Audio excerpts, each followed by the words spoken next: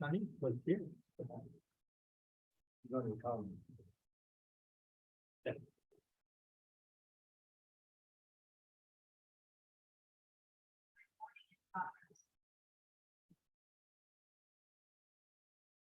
Nobody in the audience. Okay, welcome everybody to the open portion of our closed session meeting. I am checking in to see if we have any public comment in person or as part of our Zoom audience. And I don't believe we do. Just double check participants. No, we have nobody here for public comments, so we can adjourn to closed session. Thank you.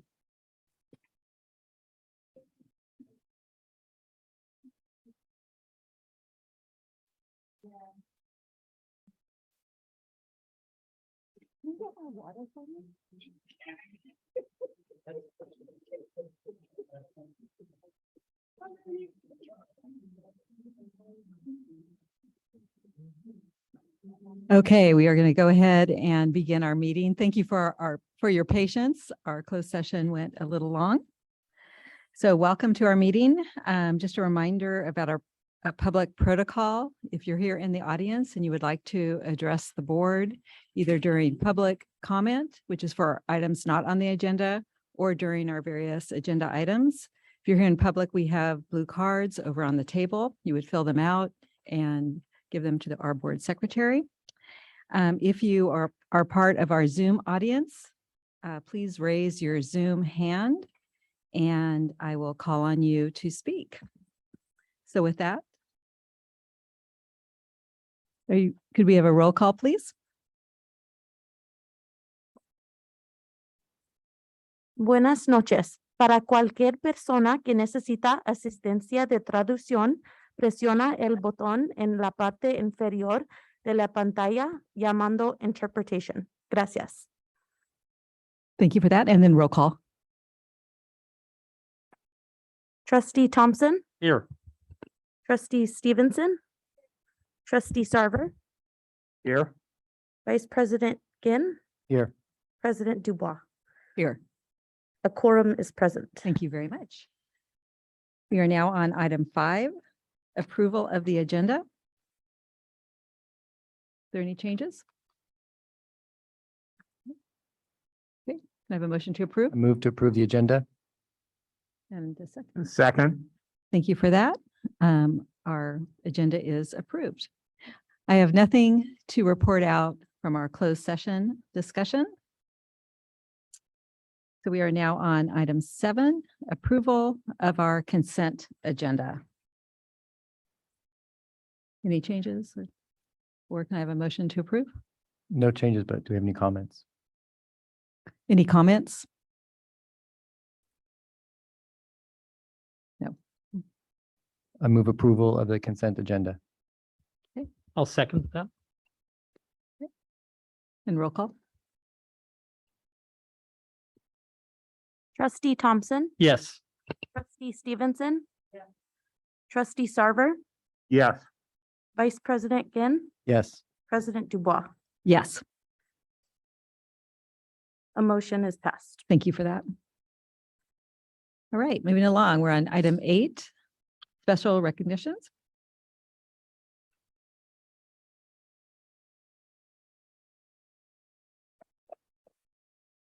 Good evening, everyone.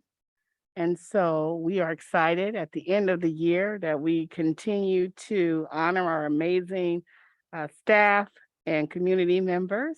And we're going to have our principal of East Palo Alto come forward. Ms. Guillaume.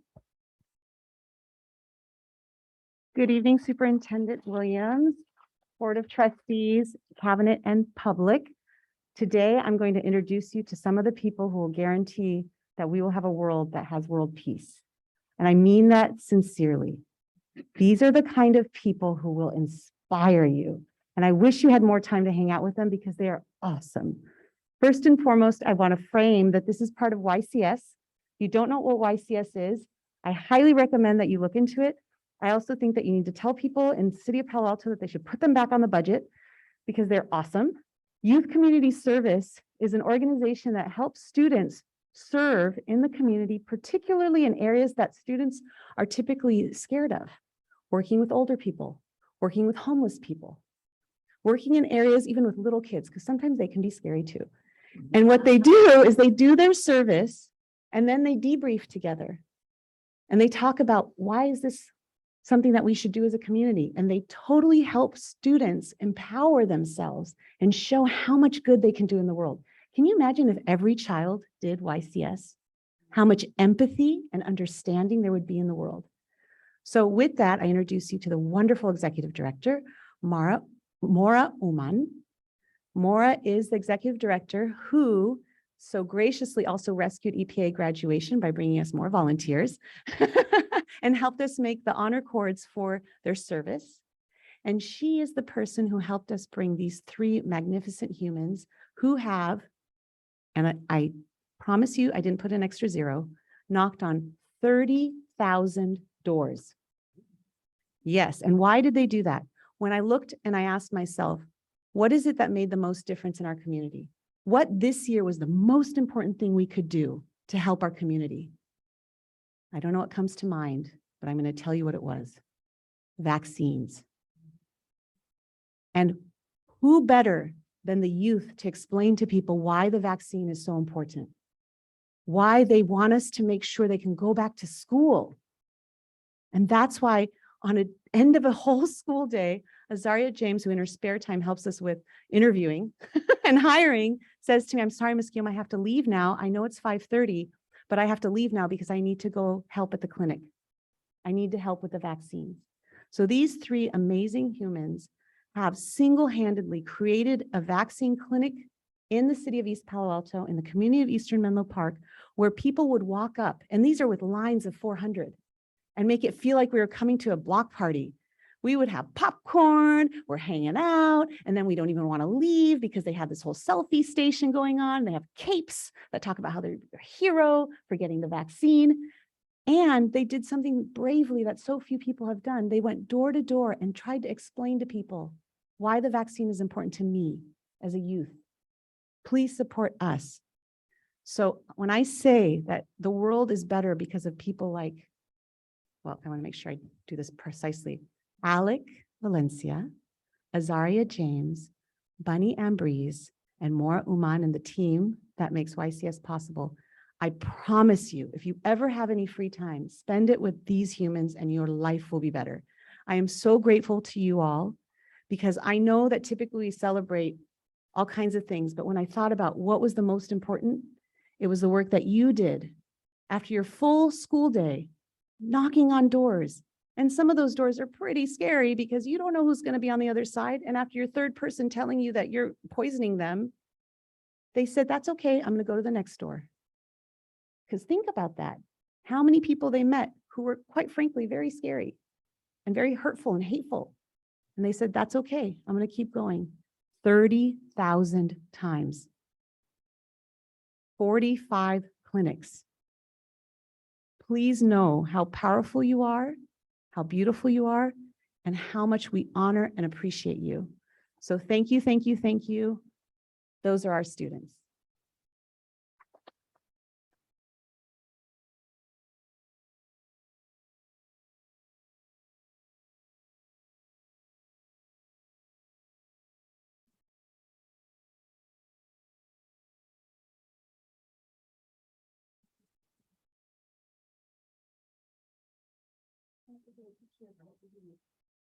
Oh, we have certificates. Yes, of course.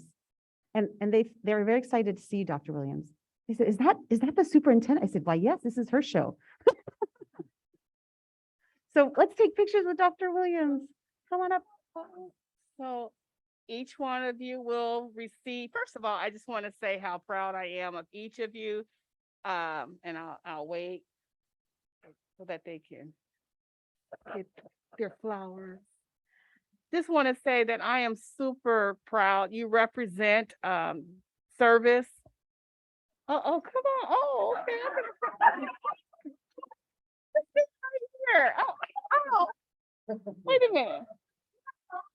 They are so thoughtful. First of all, they know who I am. That's number one. Because we've had some conversations, have we not? Yes, yes, we have.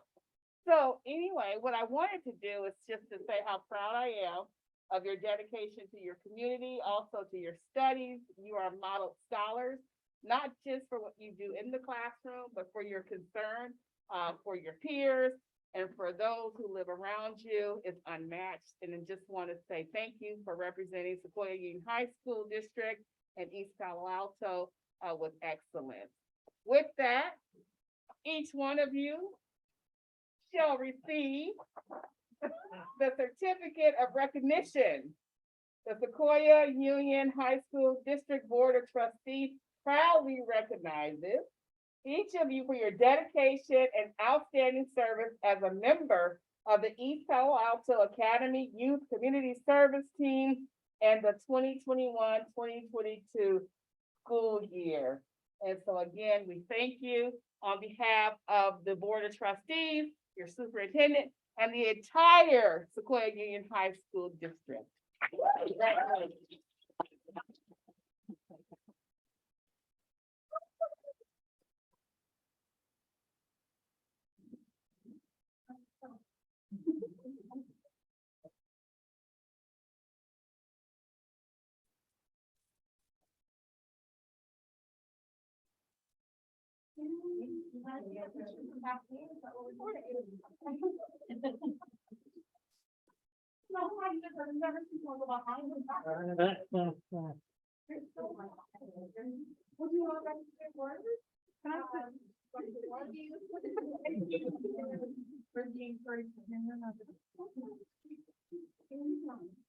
Oh my gosh.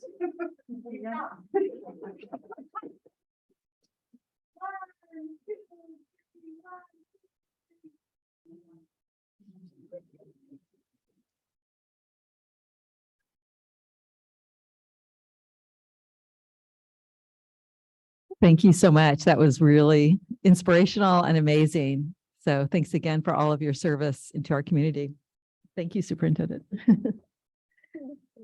Okay, we are now on item 9, student trustee comments, but we are in the middle of switching over student trustees, so we don't have them with us tonight.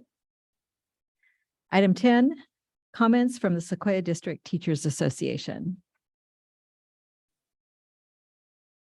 Hello. I am speaking to you from home as I am packing. Edith, Oops, can't hear you. I am going to speak up as much as I can. I'm speaking to you from home as I'm packing up to leave for Yosemite at 7:30 tomorrow morning to make the most of my summer break. I want to recognize our members who are still hard at work, our counselors, program specialists, psychologists, and other special ed professionals who are still working with students and on programs, and those who will be taking up the gauntlet of summer school next week. And I wanted to comment on yet another adjustment to district management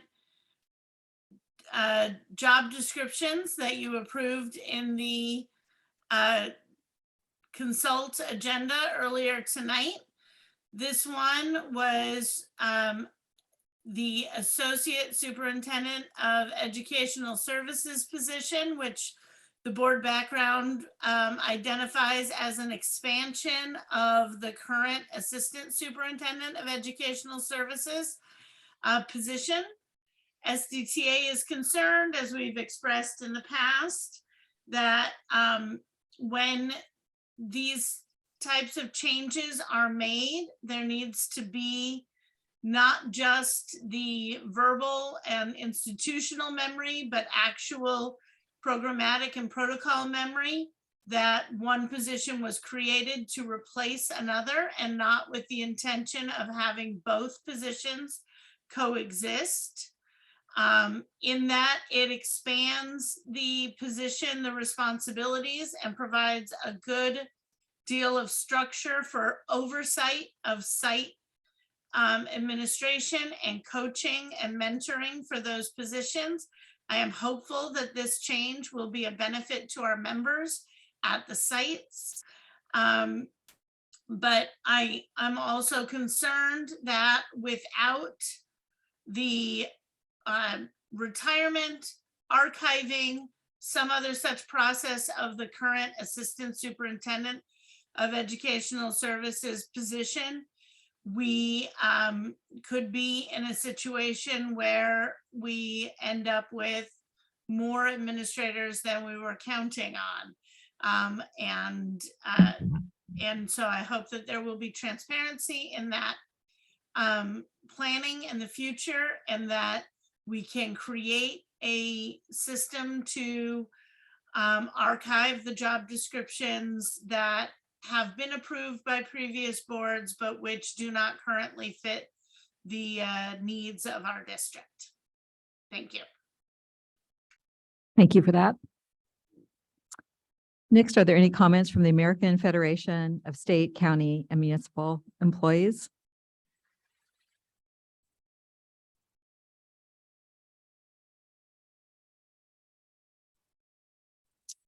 I don't see anyone.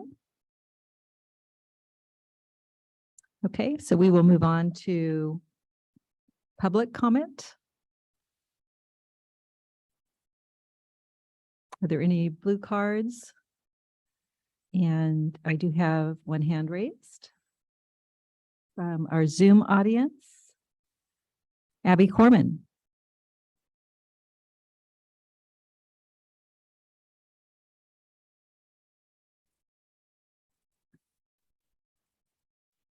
Hi, good evening. I'm Abby Corman. I'm a teacher at Menlo Atherton. On summer break, I participated Monday and Tuesday in Strong PD from our June PD week, which is super appreciated with teachers. And I look forward to applying what I learned as early as this summer, as I'll be preparing the summer for next year. So I want to just shout that out and say thank you. Today, I finally got my doctor's appointment in. As many teachers know, summer's the time to get all those appointments in that need to happen during the day, and normally we can't do during the school year. And I used that time when waiting to be called in for routine blood tests and an x-ray on an old injury to review the Lcap. Because I do want to name it was difficult to have enough time to review all 100 pages of the Lcap presentation, because the public only had access to it yesterday.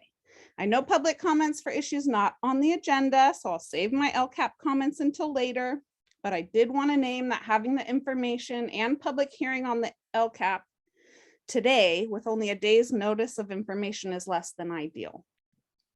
I also want to echo Edith's comments, as I feel all year you've heard from teachers our concern around growing our administrative team, as these folks no doubt are important, but are not directly impacting our students on the ground. One role, although I am going to talk about, is a district role. I do feel like it'll impact students on the ground though. A role that was mentioned in the Lcap was the Communication and Public Relations Officer, which is what I think our district has on its website as the Public Information Officer job description. And I'm eager for us to fill this role for many reasons outlined on their job description, but most importantly around updating the district website and using social media. While I believe this role is important for our entire community, I think most importantly, I'm most thinking of our students and our families accessing information about our schools. For example, simply, we don't have the start date of school on our district calendar yet. On a deeper level, since this person's role is to identify needs and priorities and develop strategies, I'm hoping they're focusing on parent engagement. I'm hoping we can increase attendance at our community engagement nights and our response rates on our surveys, because while valuable, our data is flawed and misleading if it doesn't capture a representative voice of our district. And I know it's a goal of our district, and I believe this role is of utmost importance in facilitating many of our future goals, as long as we're focusing on our families. Thank you. Thank you. Next speaker, Maura Omeep.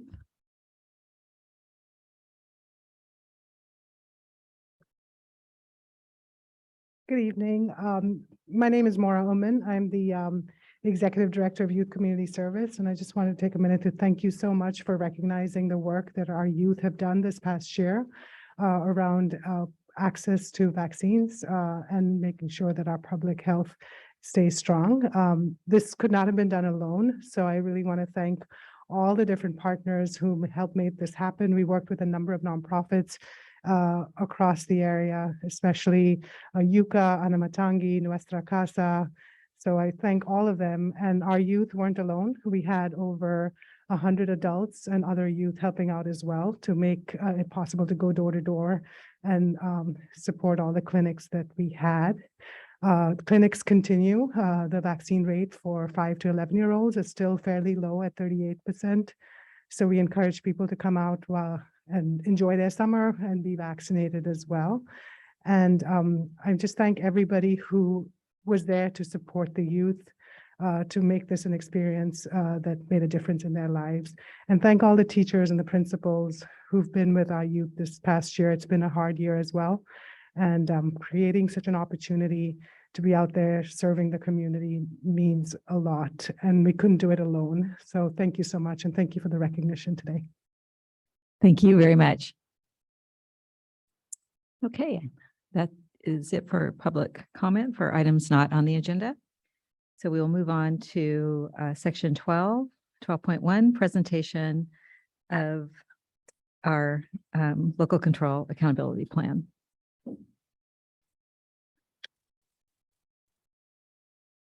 Good evening, everyone. Thank you so much for having me. So as noted in the board background, this is not the first time that you all have seen this document, and it's not the first time that members of our community have seen it either. So in font that is incredibly small, I listed for you in the board background all of the places and times when we got input on this document. It is a better document because of all the input that we received. In addition, it has been posted in English and in Spanish on the district website since mid-May. Along with that publication, there's a Google form where folks can put in questions that they have about the Lcap that we are responsible for addressing, responding to them, and then posting before an Lcap is adopted. So far, we have not gotten any, but we will continue to look at that all the way through when you will hopefully approve it at the next board meeting. So this year's Lcap is a little bit different in the way that they formatted it. In the past, they've had the annual update be approved this evening, during this particular session, the first time when you get the information about the Lcap and there is the public hearing. This year, they had us do it earlier in the year and you approved that on February 18th. However, it's a little confusing because they asked us to include it in the Lcap. The order is also a little confusing because it goes from the 22-23 parent budget summary for the Lcap back to the annual update for 21-22.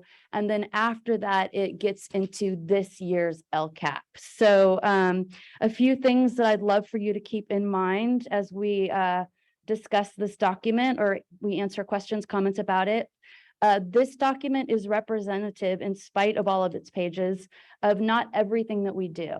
It is intended to be some goals on which we are focusing as a district. So some of my favorite district projects are not in this Lcap. And while I think that is a shame, it's not the purpose of the Lcap. And I think that that is especially important when you look at the budget section of the Lcap, because this is a long cry from everything that we spend on students.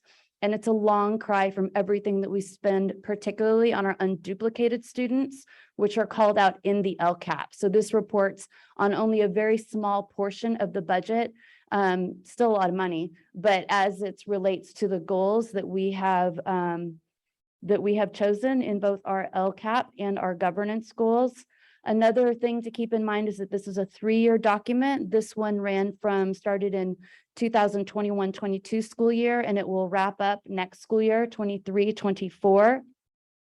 Some of the baselines, and I discussed this last time we presented this document to you, some of the baselines we changed from last year because we realized that we were comparing apples to oranges when we were comparing data from the year that students were learning online all year to a year when everyone was back in school. So there were some tweaks made to that. And then finally, my own personal thoughts about the Lcap.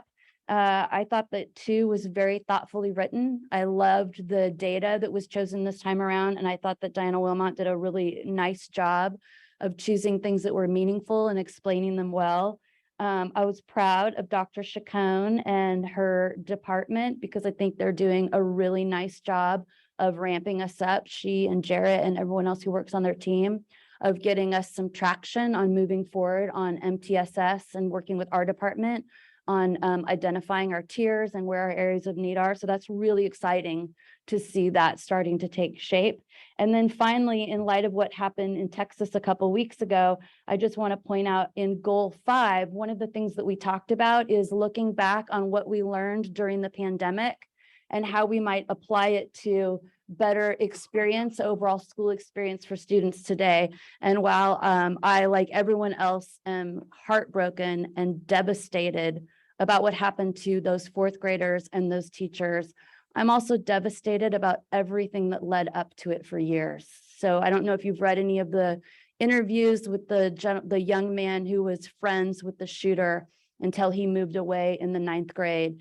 And many people have talked about the bullying and getting beaten up repeatedly because he had a lisp and a stutter in middle school, and then him slowly checking out more and more clearly from high school and becoming more and more alienated. And I would say putting up all kinds of red flags and cries for help. And I hope that in this coming year, we will say, okay, yeah, let's really look at what we learned during the pandemic and at what kids need. And let's build some structures into our week where students can get more help in classes where they're struggling and spend more time excited about something that they're really excited about, project-based. And let's build in that time too for more of our kids to experience small community and mental health and getting to know each other so that we continue to be a place where students are seen and we don't let people deteriorate in front of us. So that's my little advertisement for Lcap Goal 5. We've got the Lcap authors here tonight with the exception of Diana Wilmot, who's celebrating 8th grade graduation. And I'm grateful to them for being here. And I've said so much about the Lcap. That is all I'm going to say. I'm going to open it up for your comments and questions, and I will ask the authors if you have any about their particular goals to respond to those. Thank you. Alan? Okay, yep, I'll start. I trust everybody has some thoughts. You started off by saying that the board has seen many iterations of this over the year. And as in every year, indeed, we have. We've participated in some of the meetings. We have seen various cuts at this as we've gone. But in reading this for this particular board meeting, what I found was that there was so much of the feedback throughout the year incorporated, and so much in the way of late in the year assessments that were able to be reflected in here, and just greater detail coming into focus, that it truly read as somewhat of a new document, that that there was really so much to be absorbed in. And I found myself falling into it as perhaps not a great novel, but a very important piece of nonfiction.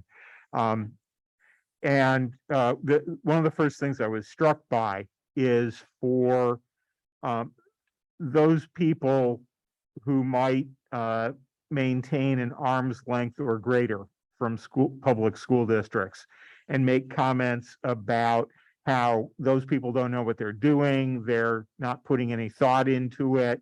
Bunch of idiots running the schools, or whatever kind of comments might be made. Here is a document that, first of all, they should read and think about before saying anything like that. But it is reflective of what are the priorities of a school district, what are we doing in search of equity and critical student outcomes. How does a school district do the job of prioritizing most critical services? And how do we operationalize a lot of what we have set out as aspirations? And then how do we evaluate progress that has been made? And this is a document that is full of goals, of priorities, of operational implementations, and then evaluations of progress on the way. And what I saw in reading it is that we are very cognizant of what our priorities are. They are very clearly stated. We are very serious about putting them into effect. The overarching theme of student engagement comes back again and again and again. That has been the core central theme of our Lcaps for the last several years, and is the core central theme of what we've implemented and what is being evaluated here. And what I see at every turn is progress that has been made on the things that we hold most critical.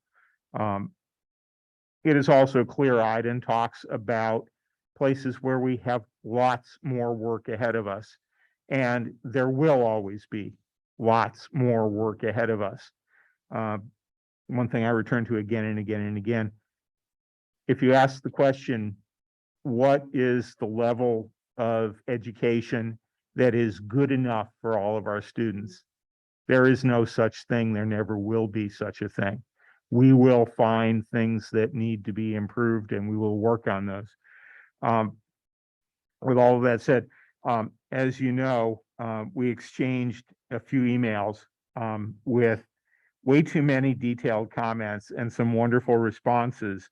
And I know that one of your responses was all the detailed points that were updated from some of my comments. So I'm not Thank going to you go for to that. those. It's great. I do think we should have you and Abby Corman play LCAP trivia and see who. So let me go to a couple of the ones. So on page 31, talking about CTE pathways, it says that 10.5% of the students participated in CTE pathways in 21-22, and the desired outcome for 23-24 is 11%, which seems to me that we are already scraping pretty close to that goal, and that we might be interested in aiming somewhere like the 15 to 20% range as our 23-24 goal. I think there was a lot of conversation throughout the document about student engagement, about the value of the small learning communities, and CTE pathways as being one of the very important examples there. So I would tend to encourage a higher goal given our current level of achievement.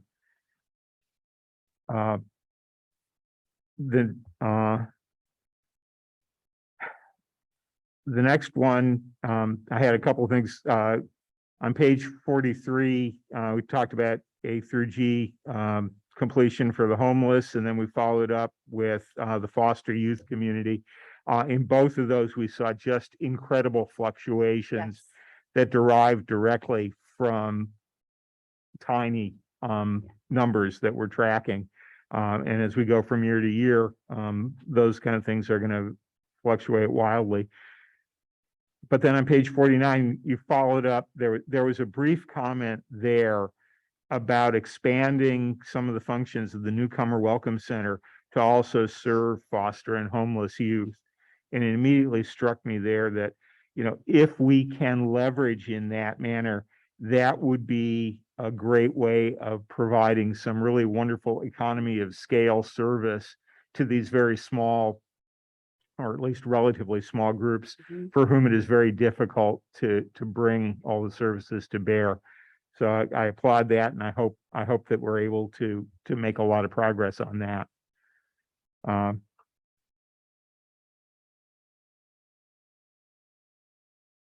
There was another comment on page 56 about primary language courses for newcomers, and that thus far it is only available at Sequoia. And to me, this is an example of some places where we have piloted great new approaches in many different areas at different sites, and then tried to leverage from those pilots to broaden it across the district.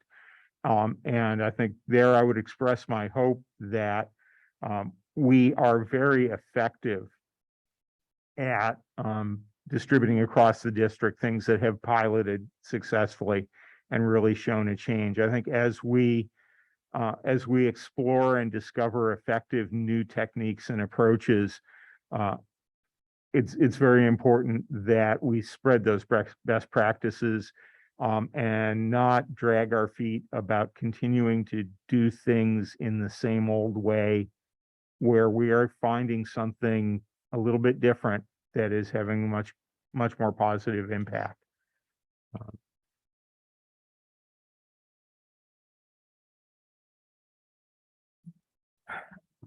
I found the entirety of Goal 2 showing tremendous commitment to real-world concrete investments of research, planning, personnel, organizational structures, funding, et cetera, to make a real difference in equitable outcomes. Removing barriers to academic outcomes, providing the personalized supports to enable success. To me, this is really what our district is all about and needs to continue being all about. And I just want to encourage having the confidence to stay the course in this approach and keep our foot on the accelerator. A challenge that can be there, and we need to be very alert about, is that the sudden surge of one-time and short-term COVID funding has enabled us to do a lot of things that are very critical to a lot of our priorities. And we need to make sure that we don't get trapped in a funding crunch a couple of years down the line, where things that have proven very, very successful begin to look like they should be ongoing funding, but they're coming out of a pot that was short-term and about to disappear. So we want to be very proactive in looking for those things and figuring out how we're going to keep the good stuff going. On page 58, talked about chronic absenteeism. And we identified a baseline of 16.5% and a 2021 rate of 14.6. It seemed to me that the target of 12% in 23-24 might still be higher than what we should be aiming for. We might really want to be looking at something like 10% by that point, and put more of a challenge out to be making a dramatic dent in a chronic absenteeism. And again, I throw that out for thought.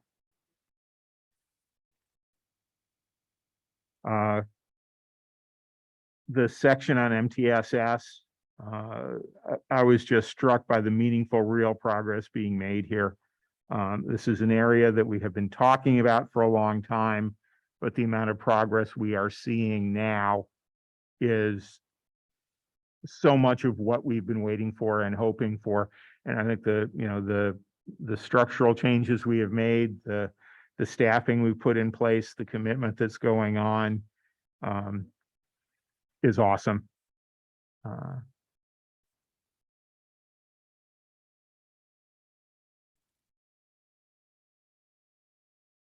I very much liked what was said on page 63 about small schools, alternative programs, Why we developed the goal is just the perfect segue from talking about MTSS, that these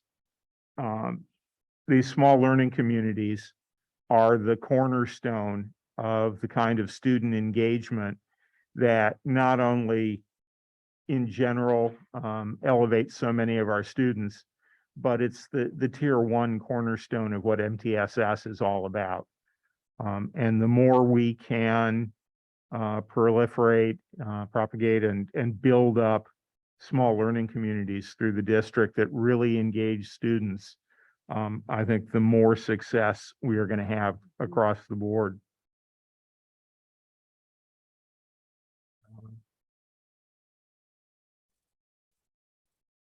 And then the last one was somewhere where it seemed like we set a goal a little bit too high.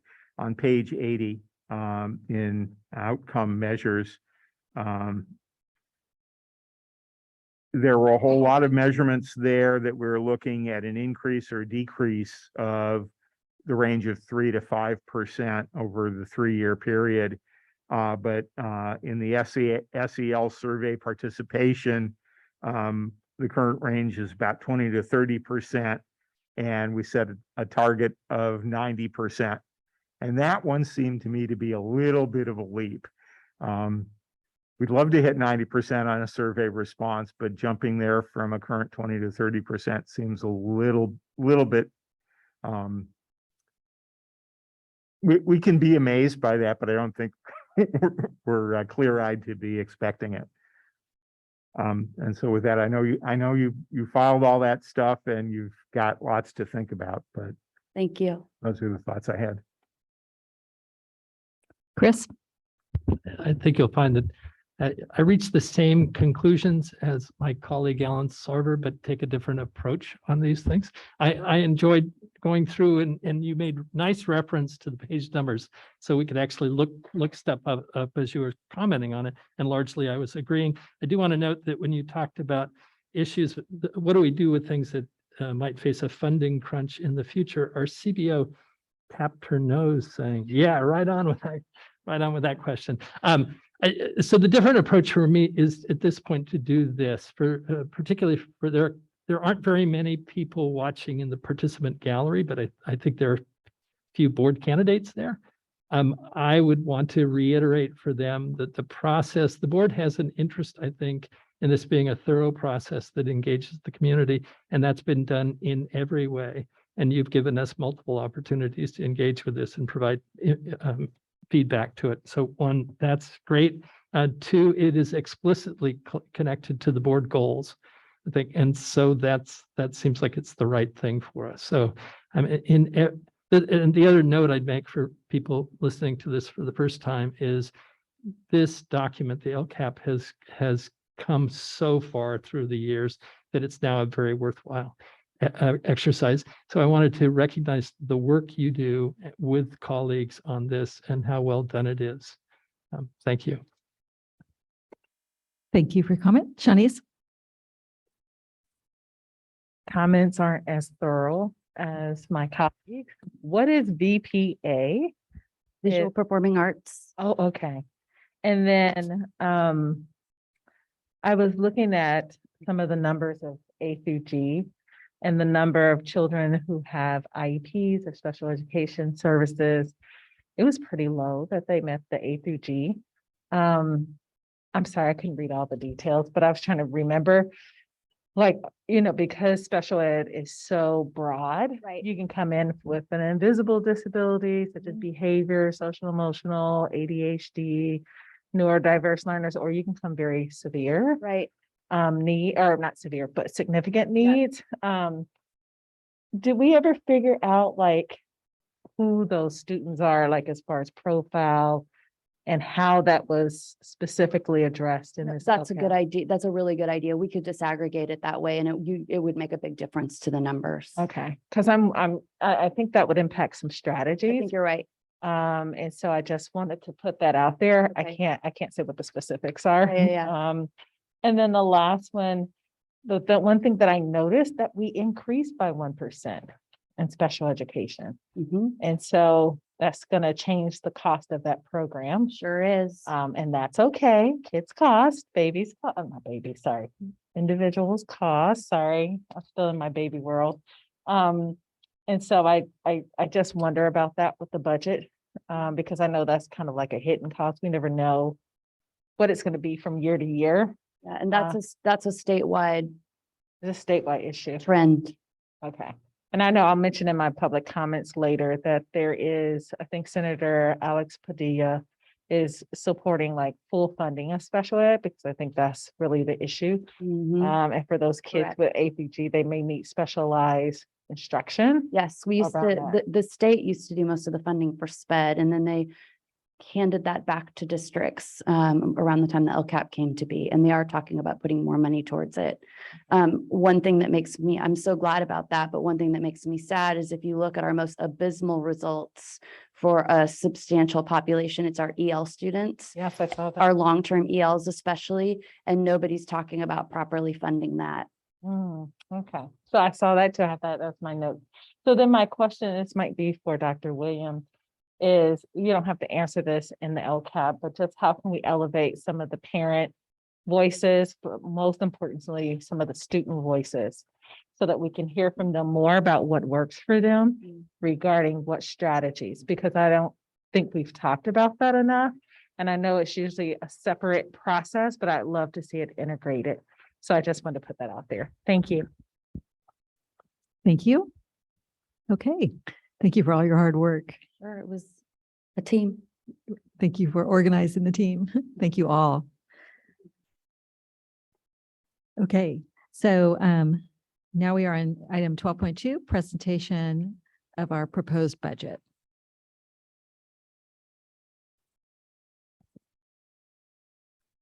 Okay, good evening. So to continue on Bonnie's story of the LCAP and how confusing it is, as she said, we're going into our second or third year in this LCAP cycle, but they changed the template. So we had to learn a new template this year. In addition to the new template, we got new finance software at the state as well. And new software at the state level looks, I don't know, 100 times worse of what you could possibly imagine what would happen at the district level. So with that, our business office got hit with COVID. It has been a very tough budget season as far as producing. We do have Adina Stewart, our controller, in the room via Zoom to answer any questions after I get through presenting, but we will get started. So this is the proposed budget for the 22-23 school year. This is presented as a regulatory item. So when you go through this budget, you're going to see a lot of the cost centers. You're going to see a lot of big numbers. Where you tie it to actions and services is what Bonnie just presented in the LCAP, tied to the board goals. We have our ESSER plans that were presented earlier this year, educator effectiveness, A to G, EL master plan, school plans, the annual update portion of the LCAP, and then also our CONAP that covers our federal plans. Just to name a few of them, I'm sure I missed one or two of them, to talk about the actions and services and how this money actually gets to the students as well. So we will go ahead and get started. So again, a common slide that I show you every time I present the financials. You have seen the financials throughout the year. For the most part, you saw this upcoming budget year as second year MYP year 2, which would become year 1. So right now, being presented is the adopted budget along with estimated actuals from 21-22. In September, we will present unaudited actuals, which I'm hoping this year to look more in a way of like an executive summary / budget book to what was presented to you a couple of years ago. We have our audit coming in December along with first interim. Then we start the second interim cycle, which is really only the one time of year outside of audited actuals where we're currently only working on one thing. And then we start the cycle all over again. So our property tax projection, again, we estimate about a 5% for current year and out years. We have been finishing upwards of mid to high sixes. The adjustment for 22-23 will be made at first interim is when we will start to see that change. So when we do look at the MYP and we look at that deficit that's showing for first interim, we're going to talk a little bit more about that deficit for current year because it feels a little different this year than it has in previous years. And so we will go through that. So the general fund unrestricted revenue, right off the top, from that A1 line for revenue limit sources, which are property taxes, comes our charter and lieu's. So our charter and lieu's come off the top. It's just under 19 million for current year, and then progressively goes up in our 2 out years. Again, as I have mentioned before, we project a 5% property tax increase for current year and then the 2 out years. So for restricted revenue, again, pretty flat for the for current and then out years. We can see a slight increase estimated from 21-22 estimated actuals to the adopted budget year and then flat for the other 2 years. There is an increase to some of our special ed revenues. You start to see that decline for federal revenues in 23-24. Again, that's your COVID dollars coming out. For budget, it's assumed that it will be spent when we present the budget for adoption. For other state revenues, hold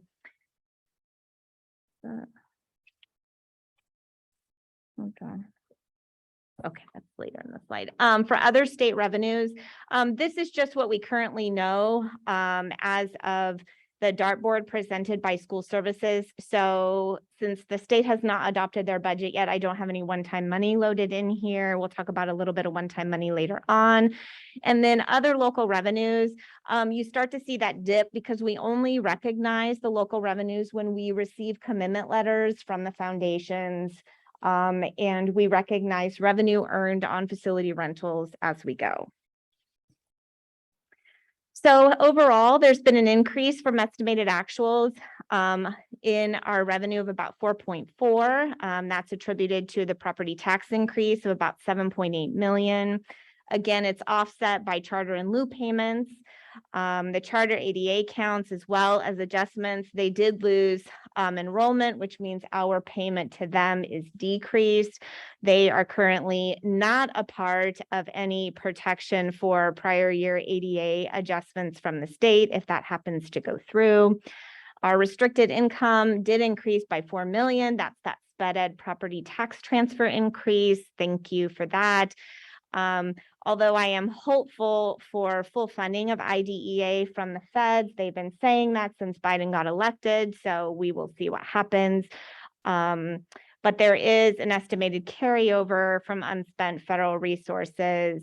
No new funding is projected within this category. As I had mentioned earlier, state revenue has anticipated COVID use of 7.7, and then our local revenues remain flat, and we don't do carryover yet. We recognize the carryover at unaudited actuals time. So moving on to expenditures. So we have our salaries loaded, estimated actuals. You see a fairly large jump from 21-22 to 22-23. In the salaries area, you are looking at the increase of step and column movement as well as settled salaries for 22-23. So that's what looks very different this budget cycle than in previous budget cycles. We have not had a closed agreement for 22-23. And so that's what's also driving up that deficit spending, because we only have that 5% property tax projected when we usually finish over 6. It's kind of weird because like we know we're going to finish over 6, but we only project 5. And so we're kind of working through that. Thank you again to the unions for giving us a closed agreement for 2 years, year and a half in. Hopefully we'll get another one plug. And then we can really start to design and hone in on some of these forecasting that we do. So books and supplies, you'll see that drop off from estimated actuals to adopted budget. Again, services and other operating expenses. That's where your contracted services are, a lot of operations cost, a small amount for capital outlay, and so forth. All normal cost centers that are presented to you all throughout the year. On the restricted side, this is where a lot of our, this is where your titles are sitting. This is where your sped funding is sitting. You see a little bit of a decrease. There's a shift in salaries again for positions that were COVID funded and they roll over. So a lot of what is presented in the budget at this time is also governmental accounting, how we actually have to recognize and post funds. And so we didn't lose any positions, but we have to show them as spent in estimated actuals, and we cannot create that transaction until the end of the year. And so it can make the numbers look a little wonky at budget time. So expenditure comments, certificated staff salaries, again, reflect an overall decrease from estimated actuals. This is what I was speaking about. This is an accounting explanation. Deferrals cannot be booked at estimated actuals / budget. No positions were eliminated. Accounting transactions will be posted at first interim. So classified salaries have increased actually by 1.1 from estimated actuals. That was primarily due to the salary schedule increase. Additional mental health support positions also factor into the increase. So this employee benefits increase, you have to remember you have the rising cost of STRS and PERS. Actually, STRS was flat. You have an increase on the PERS side. And then you have the credit savings from exiting CalPERS, but with the new positions, then you have the percentage increase of that. So you kind of get of several things that offset employee benefits. Books and supplies have decreased around 4.1. Again, corresponding decrease in one-time revenue, as Bonnie and Sarver and Thompson, you had mentioned about creating expenditures around one-time money. Again, this is a transactional document, so you see those pulled out. You'll see them pushed back in at first interim. Services, contract operating expenses, again, have increased. We build in a CPI, but primarily due to the investment, again, in professional development, and then also related to COVID and one-time monies. Significant decrease as of right now for capital outlay. There's really not a lot of available funds to use capital outlay as part of an unrestricted general fund. So prior activity consisted of purchase of a little bit smaller items, golf carts, copier equipment, and heavy machinery for the warehouse. So for the multi-year projection factors, this is what was used. Our step-on column is actually fairly low for certificated, so 1.5. But it does work, and our projections seem to come fairly true and realized with that. Classified is a little bit lower at 1%. We still have health and welfare benefits increase in there at 5% across the board, even with our transition over to SISC. So we'll need about a year or so to really see how those numbers settle in the budget. There was an increase at the state level for the lottery. And so those are both the unrestricted and the restricted amounts. The restricted lottery is what is used to spend on textbooks. Unrestricted is usually used for teacher salaries, and then overflow for the textbooks. Mandate block grant, we also saw an increase for, and then this one-time discretionary fund. So this is what they are talking about potentially for us. If this one-time money is passed into the budget, should be around 13 million. Again, it's a lot of one-time money, but we have these ongoing expenses, and it really makes it difficult because we're getting this ongoing one-time money, but it's not fixed, and building a sustainable program for our students can be very difficult with one-time funds. But we seem to have a surplus.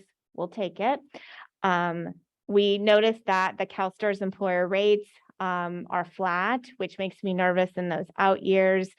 but we start to see and then we start to see the CalPERS decrease. And so we saw an increase, and then now we see that decrease for the STRS and the PERS employer rate. So overall, what our multi-year projection looks like. So you have your first column, which is our operational budget, that deficit in the red, that 12.7. So that's definitely high for us when presenting the budget. But again, that's because we have that 5% property tax, and we already have salaries in there.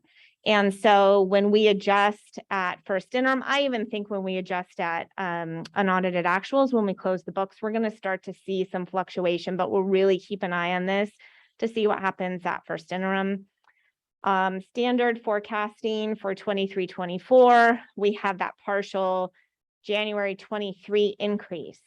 Other than that, there are no salary increases in the 23-24 or 24-25 years. So the percentages on the bottom is what our current percentages are for our reserve. That is far below the recommended 8% that the board prefers. So that's going to go up.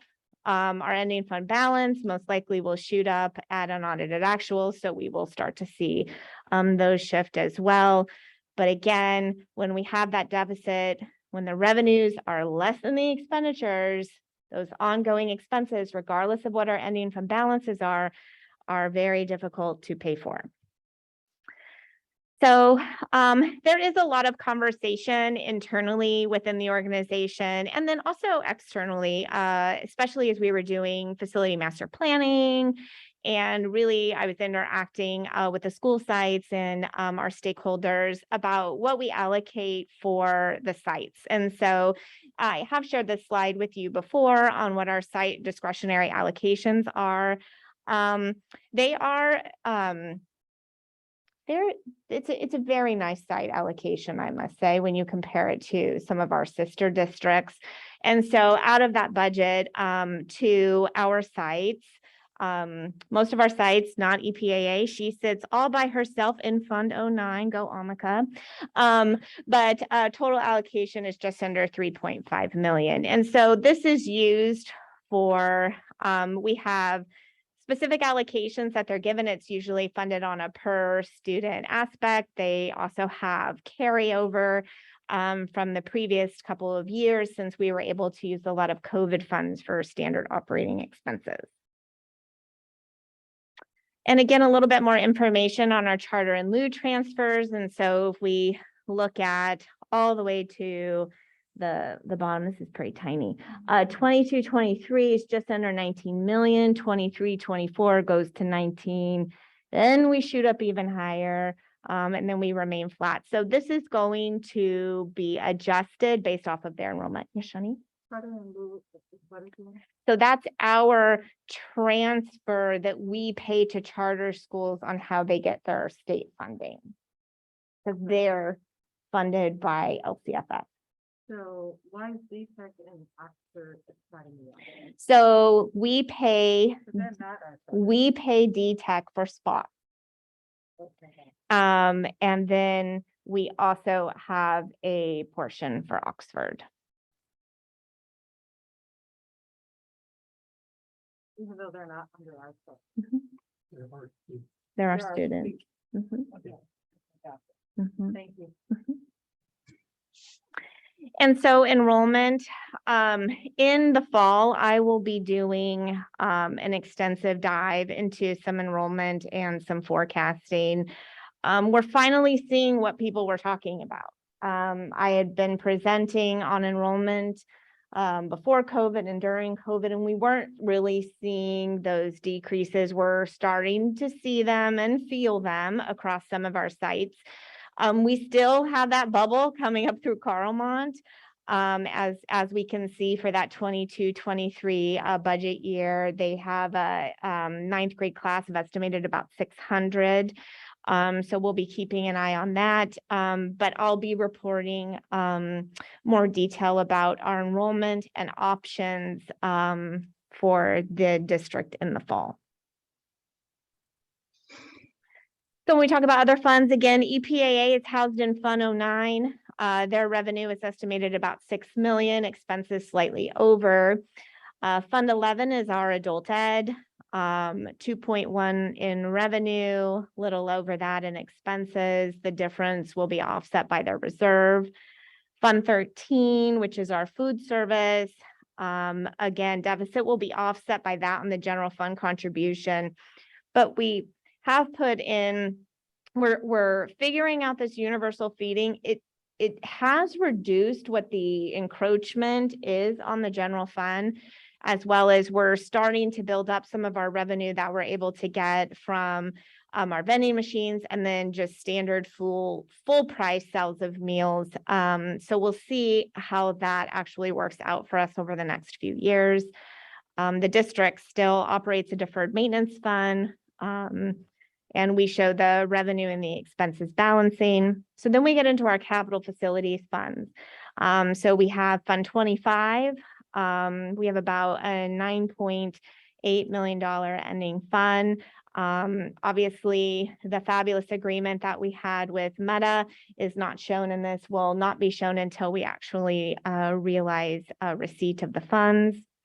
Our school facilities funds, which is the funding that we received from the state, which we have highly benefited off of that. However, we don't really have any more qualification. And so as we explore the bond and further conversation, we're maxed out on pretty much on, I think, about 90% of our modernization funding. And then obviously with our growth being flat and potentially moving into declining, we're not going to really qualify for any of that school state bond money, which is sometimes a difficult conversation to have within our communities because the state sells it that everybody gets some, but actually only very few get some. This is my first district that I've worked at that has actually received state funding from OPSC funds. And then we have Fund 40, which is our special reserve that offsets and pays for some other funds. So closing thoughts, again, budget, it's fluid, it's going to change. Dina and her staff have some new controls implemented for this upcoming budget year, what I refer to as locking the budget. It requires a different process for creating transfers for the sites and departments. It'll be interesting to see how that changes some of our projections and our forecasting. So we will provide an update on that as we come into first interim, but we're just awaiting for the state to approve the budget and see if we're going to be getting any one-time money. Questions? Thank you. I have one question for the aspiration advocates. You budgeted 100,000 for 4 schools, and I thought Carlmont had dropped that position. So are they bringing it back? I believe they have it, and didn't they just? Oh, they didn't drop it? A couple of years ago, they did. So when did they were no longer funding it, like 2 or 3 years ago? Isn't that what you're in?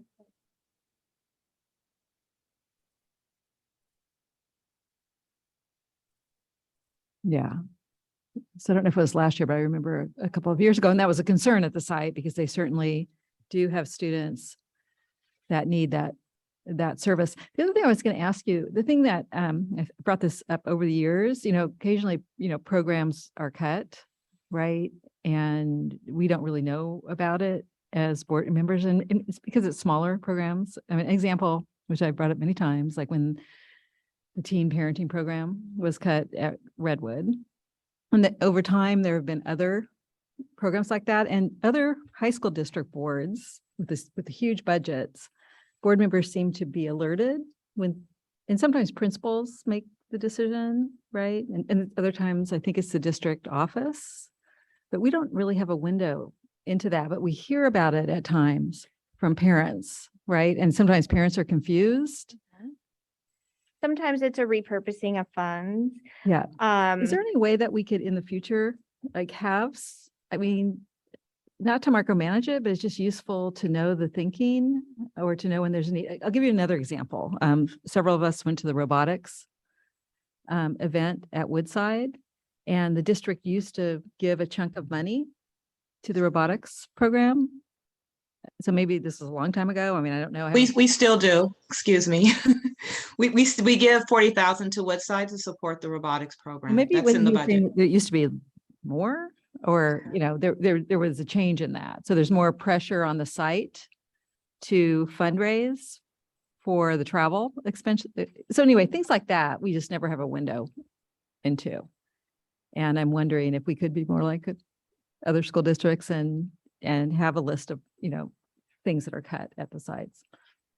I mean, could we do that? I mean, we can do that. Where it gets complicated is like, so there's the regulatory budget and financial reporting, right? So we're looking at huge cost centers. We're looking at a 200 million plus budget. And then Dina's so great. She's like, oh, we get $40,000. I mean, she just knows that, right? And and so, but when I created that budget book, the goal of that budget book was to try to keep track and to create a narrative and a history of programs and the allocations. And because of these last 2 years, we haven't really been able to continue that. So, and it's very difficult. What I have found this year when I tried to bring it back is it's very difficult to do that around budget exception time because there's so many other things going on, where I'm going to try to shift that to unaudited actuals, because then we have the summer.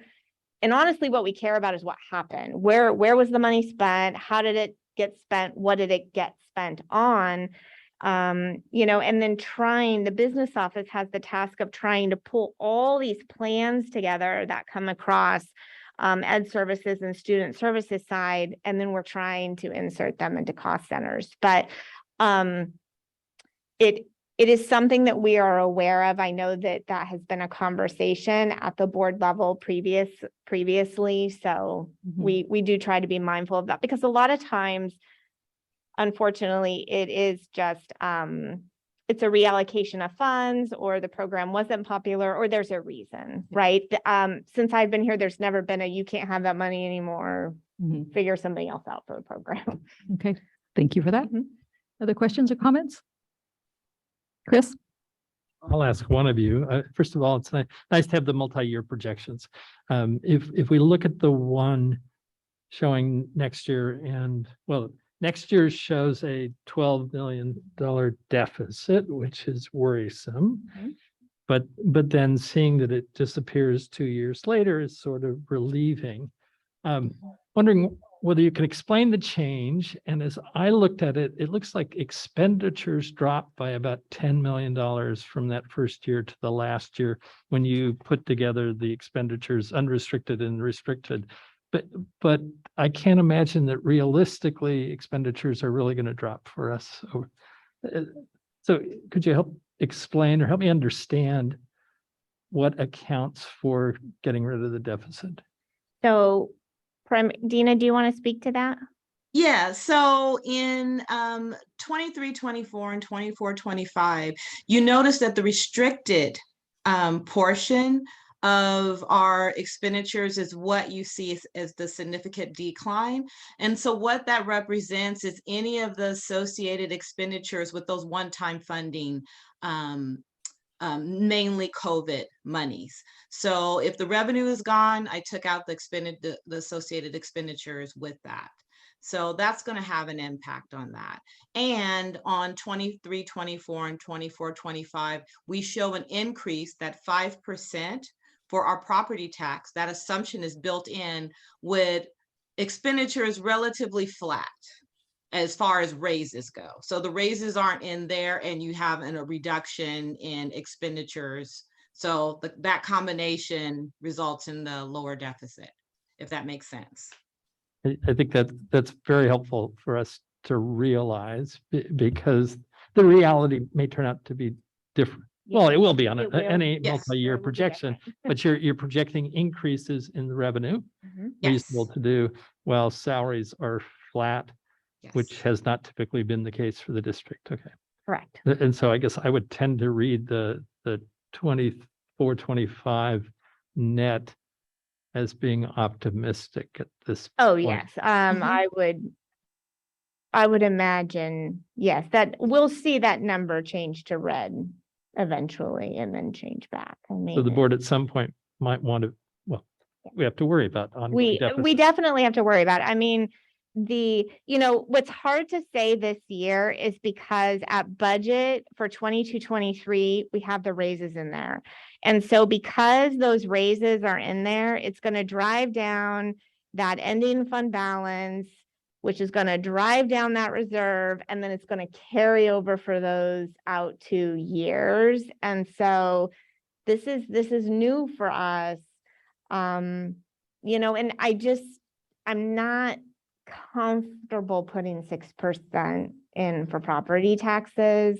Even though I think all of me knows we're going to get 6%. That's just, so I don't want to get into that habit of doing that. I want to make sure that we have some cushion. We also potentially have some adjustments in RDA. So this is, when I look at this MYP, I mean, I'm happy to see the salary increases for 22-23.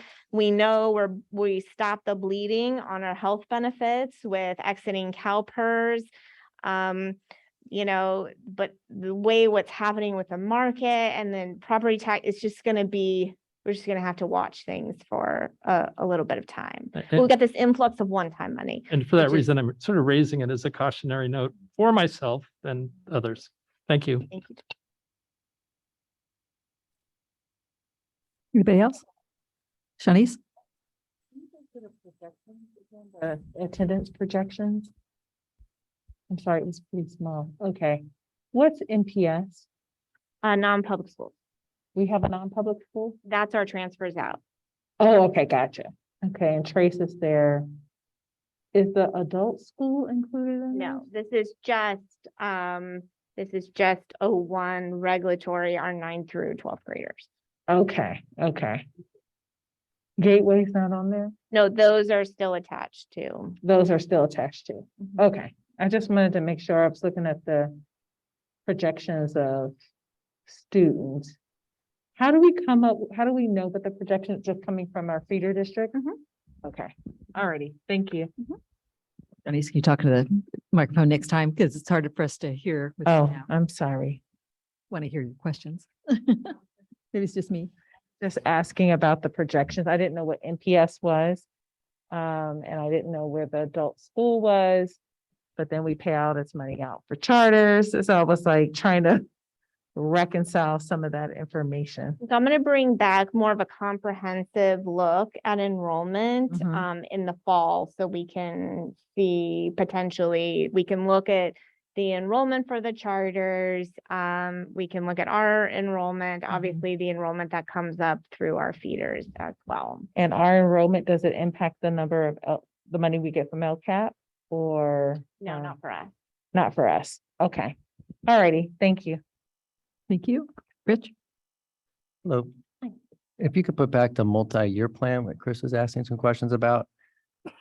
Just want to make sure that I'm seeing it right, that the in certified salaries in 22-23 is 18 million restricted, projected to be 13.9 in the year after. Is that restricted money, certified people, they're being paid with one-time money?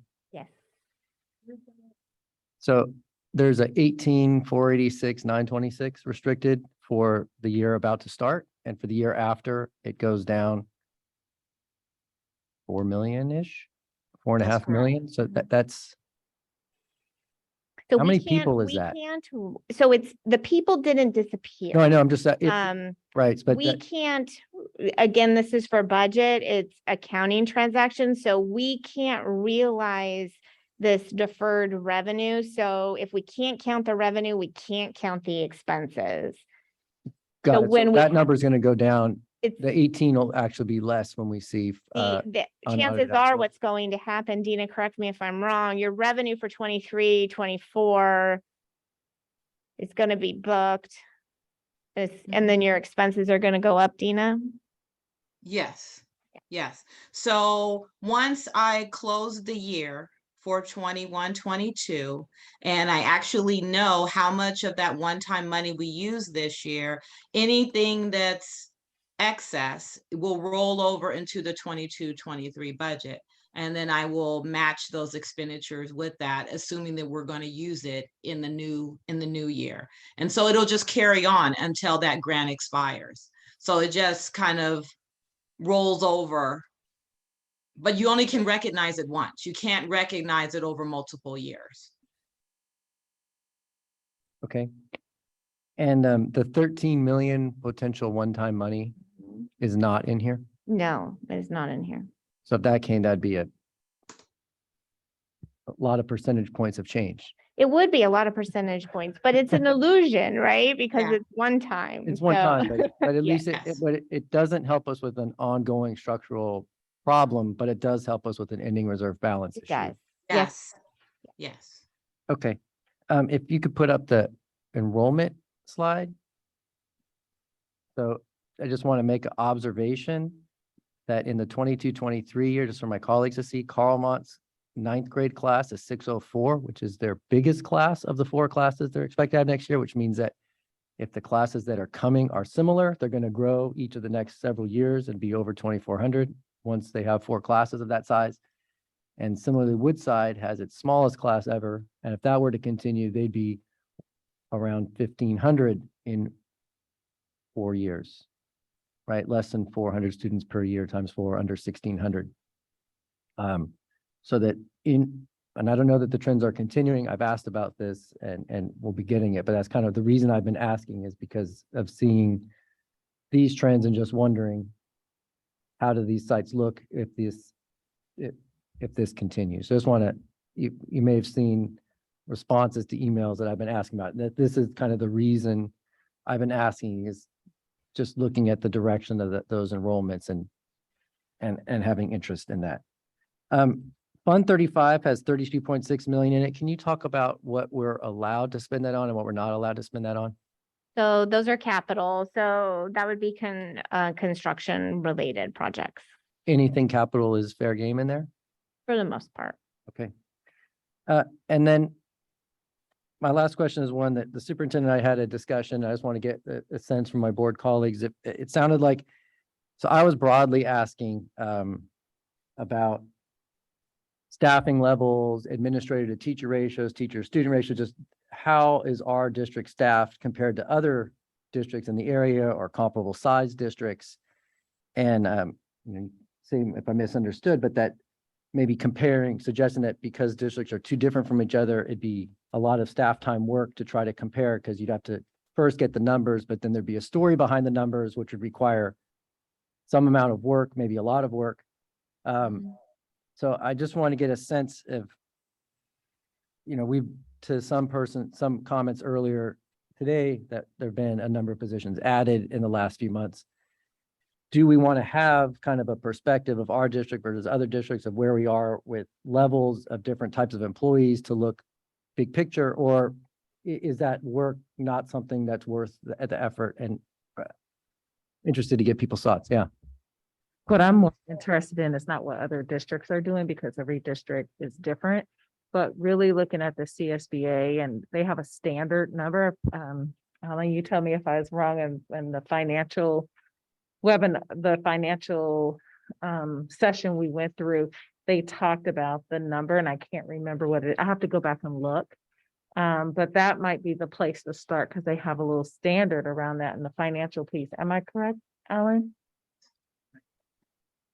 So I'll say broadly, my question, which isn't a question specifically for Crystal on the budget, but I was broadly just asking, how do we know if we're administrator heavy or administrator light, if we're counselor heavy or counselor light?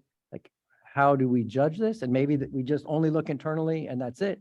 And maybe there's insights to be gleaned from looking at what other districts are doing. Granted, their populations won't be exactly identical, but to get some insights. And it sounded like it was potentially a lot of work, and I don't want to direct as one person something that wouldn't be useful for others in our thinking, but I just want to, I want to clarify. I don't know if I said it would be a lot of work, so I don't want to be misquoted, but I did want to know, to clarify what the interest and what the request is.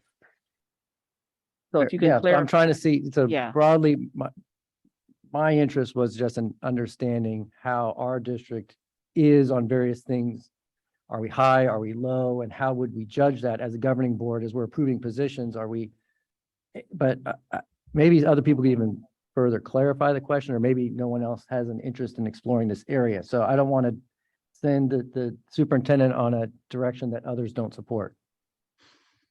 There's a form that we fill out, I just Googled it, called the Administrator to Teacher Ratio Worksheet.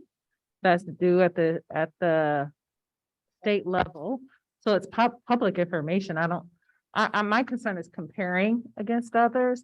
What I'm not concerned about is because we have to report it anyway. So why don't we just get the report of what we've reported every year, right? Yeah, we can give you our R2 ratio. Yeah.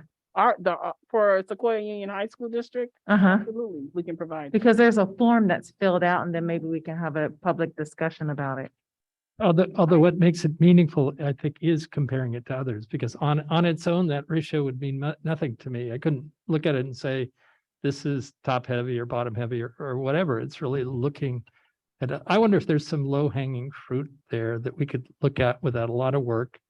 And maybe at sort of subcommittee level. I assume, is this also, this would be an HR activity rather than finance? And may I also say, is it more about looking at efficiency in terms of programs from a programmatic point of view? Or is it about staffing or both? That's the clarity that I need. It's one thing if we are comparing, if one district has, let's say, 5 assistant superintendents, without knowing their programmatic needs, it would be difficult to determine if our 2 assistant superintendents would be sufficient for our district. So that's the concern that I have, and that's the clarity that I was requesting. And I guess the way I'd respond was, you should draw no conclusion purely from looking at the numbers. Thank you. They give you indicators of places you might want to look, but it seems like it's a legitimate question. Do we have the right number of administrators to do good work in the district? I guess is the way I'd phrase that. Yeah, Yeah, I think is that that's aligned with your broadly opinion? my question? I don't know how to exactly ask it, but just trying to get a sense of, as we're budgeting for positions and we're adding or removing, how do we know generally how we're doing? I mean, the other trend, I think, in the state of California with lots of budget cuts across districts is district administrators have been cut heavily. And also, if you look at the facility here and the number of open cubicles, it's huge. So I assume before our time, there were some pretty heavy cuts. I just don't have a good sense of what that should be. Nor do I. So that's the shared I interest. was talking to the superintendent, didn't want to, certainly not direct as one person, so wanted to get a sense for if there was, and maybe it's something we talk about maybe in the when we review the financials next time, if it's, because I see it connected to budget in a way, because it's a budgeting issue, right? So just want to have somewhat of a discussion about it here to see what other people's interest or how you think about So it. Chris was saying he is interested in this. I'm down to have the conversation. But I think it's a good question to have. I also think, and maybe this is a different comment. I don't know. You got to tell me if it belongs here, but I get a little concerned about administration in the sense of having the conversation, because as we've moved into the district, sometimes we don't have the right staff in the right places to really do the things we do. And even though it's not a site administrator, there are things that they do that alleviate what the principals have to do. And it creates less of a load on the sites. And so I want to make sure, and I've been in many different roles where people say, why do you need an executive director? Why do you need, all these different positions, until they leave. And then they go, oh, that's why we needed it, right? And so this is not a they, this is a system working together for the benefit of kids. So I just want to make sure we're focusing on the kid outcome, the student outcome, because that's what we're here for. And some administrators do things. I'd say for sure, yes, and we may be light. And I'm not suggesting that I know which way we are, because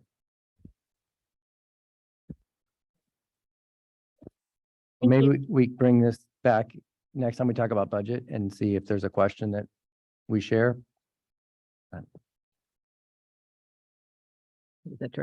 Was that clear direction? No, it was not clear. So are we saying, I There were think it two was to people do that would nothing for now, and then next time we talk about budget, we'll discuss whether there's some, okay, if there's something we want to specifically ask for to guide us as we're making decisions about the budget we approve a year from now. you're not saying next year, next time we have a budget, the budget's on the agenda, bring it up again. Okay, that is clear now. Okay. Any other comments or questions? No?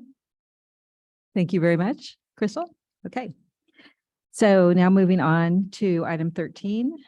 That is, we're going back to the Lcap. This is the public hearing on that item.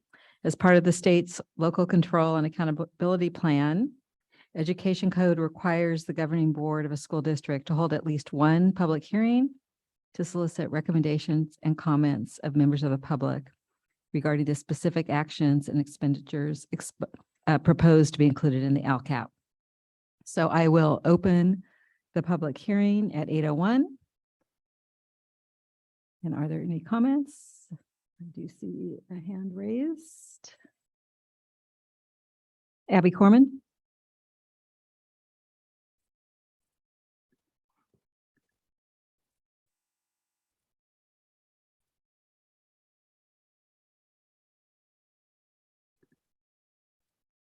Okay, hi.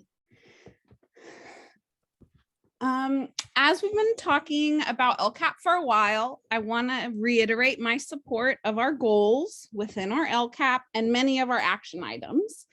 In fact, it may be important for me to reiterate my support of our district and its vision overall, as I comment often and am not always lauding the hard work and commitment of our district that I know is happening. I believe it's a gift to work here, and this is a dedicated, highly qualified staff aware of the opportunity gaps to its students and looking for ways to address it, which is a common goal for folks across the country. All of my comments at board meetings come out of a desire to make an already strong district serving its students well into an exceptional district serving all students equitably. That could be a model for other districts in the state and country, which is, I know, a goal we all share. They come out of a desire for more folks to be more integral partners in helping the district achieve these goals. As Trustee Sarver named, there's no such thing as being good enough when providing high quality educational access to our students. So I'd like to push us specifically around goal 3. First, I appreciate this is a goal. We must pay attention to the well-being of students and making sure that they're going to receive appropriate academic, behavioral, and social emotional supports. I appreciated the comment in the document that said we, quote, watch students and staff suffer under the strain and anxiety of isolation and the fear of unknown. This year's return to live instruction was accompanied by a deep need for enhanced mental health services, end quote. I love many of the ideas listed, such as the idea of MTSS learning, training, and PD, implementing and expanding our district intervention menu with strategies that match student needs, the discussion of a student success platform, including a behavioral module that'll impact PBIS and RJ implementation. And I do want to name that while we've seen this LCAP document many times, I do believe this was the first time we saw year 1 outcomes, as well as an explanation of material differences between our budgeted expenditures and estimated actual expenditures. And that's where this public comment applies. On page 58, I'm unclear about our suspension and expulsion rates. They seem misleading. I'm confused why our year 1 outcome data is from 21 to 2021. What were our 21 to 22 numbers? They were very much not 0%. And I'd argue it's partially because of student social, emotional, and behavioral needs not being met. And I guess to sum it up, as I only have a little bit left, in total, the annual update table names that the almost 2 million allocated has been used, but it's not clear to folks on the ground where that has been used. There's an urgency around direct on the ground support for our students, not just training for folks at the district office. Thank you. Are there any other public comments? I don't see any, so I will close the public hearing at 8:05. So next item, we have a second public hearing on the Sequoia Union High School District proposed budget for the year 2022-23. And I will open the public hearing at 8:05. Any comments?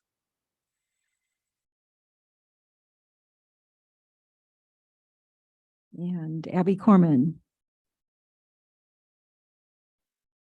Hello again. I'm not really familiar with this, and so I have just a very small comment, but I really appreciate Trustee Dubois bringing up the SAP program. That had me dig a little deeper into these documents that Crystal presents that I don't understand usually. And I really appreciate this section around non-discretionary site funds. And I know I have some learning I need to lean into around this, but I'm going to just tie this back to my last public comment around mental health, around our social, emotional, behavioral support. I know these roles also, may fall into certificated staff one day. I think the district funds one mental health support specialist at each site, but I'm looking at the SAP program here, the Avid supplies in this table, and I'd encourage us to think critically in these next coming years, like, are there ways for us to put behavioral and social emotional supports matched to specific funding? Because all of these specific things on the non-discretionary site funds, I know all of those things directly touch students during the school year, and I'd encourage us to kind of look more rigorously at that moving forward. And I'd also like to echo and just really appreciate the conversation Trustee Ginn brought up around just let's look at percentages of that ratio, how we compare, and just get those numbers, as that is something the teachers have been bringing up, the union has brought up, and we're just curious too as well. So thank you. Thank you. Okay, any other public comments? Don't see any, so I will close the public hearing at 8:07. We have 3 public hearings in a row.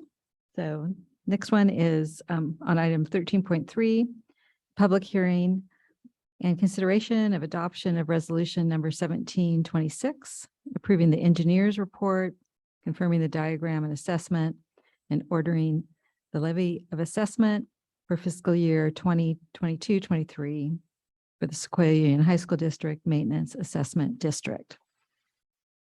I will open the public hearing at 8:08 p.m. Any comments? Seeing none, I will close the public hearing at 8:08. Okay. Now we move on to item 14, discussion item, discussion of the potential bond.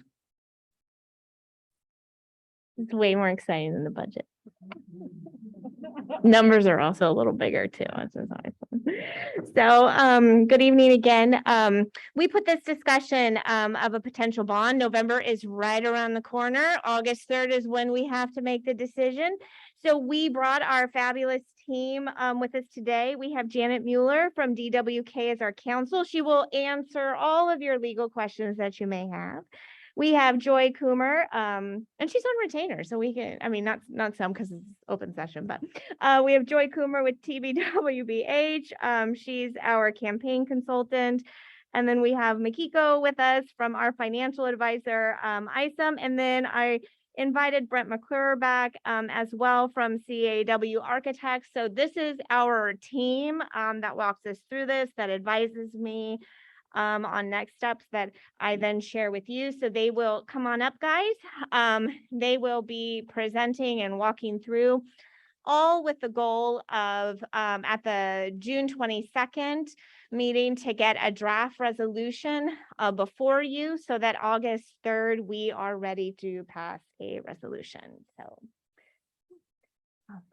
this down button right here. All right. Well, All right. Good evening, everyone, members of the board, superintendent, cabinet.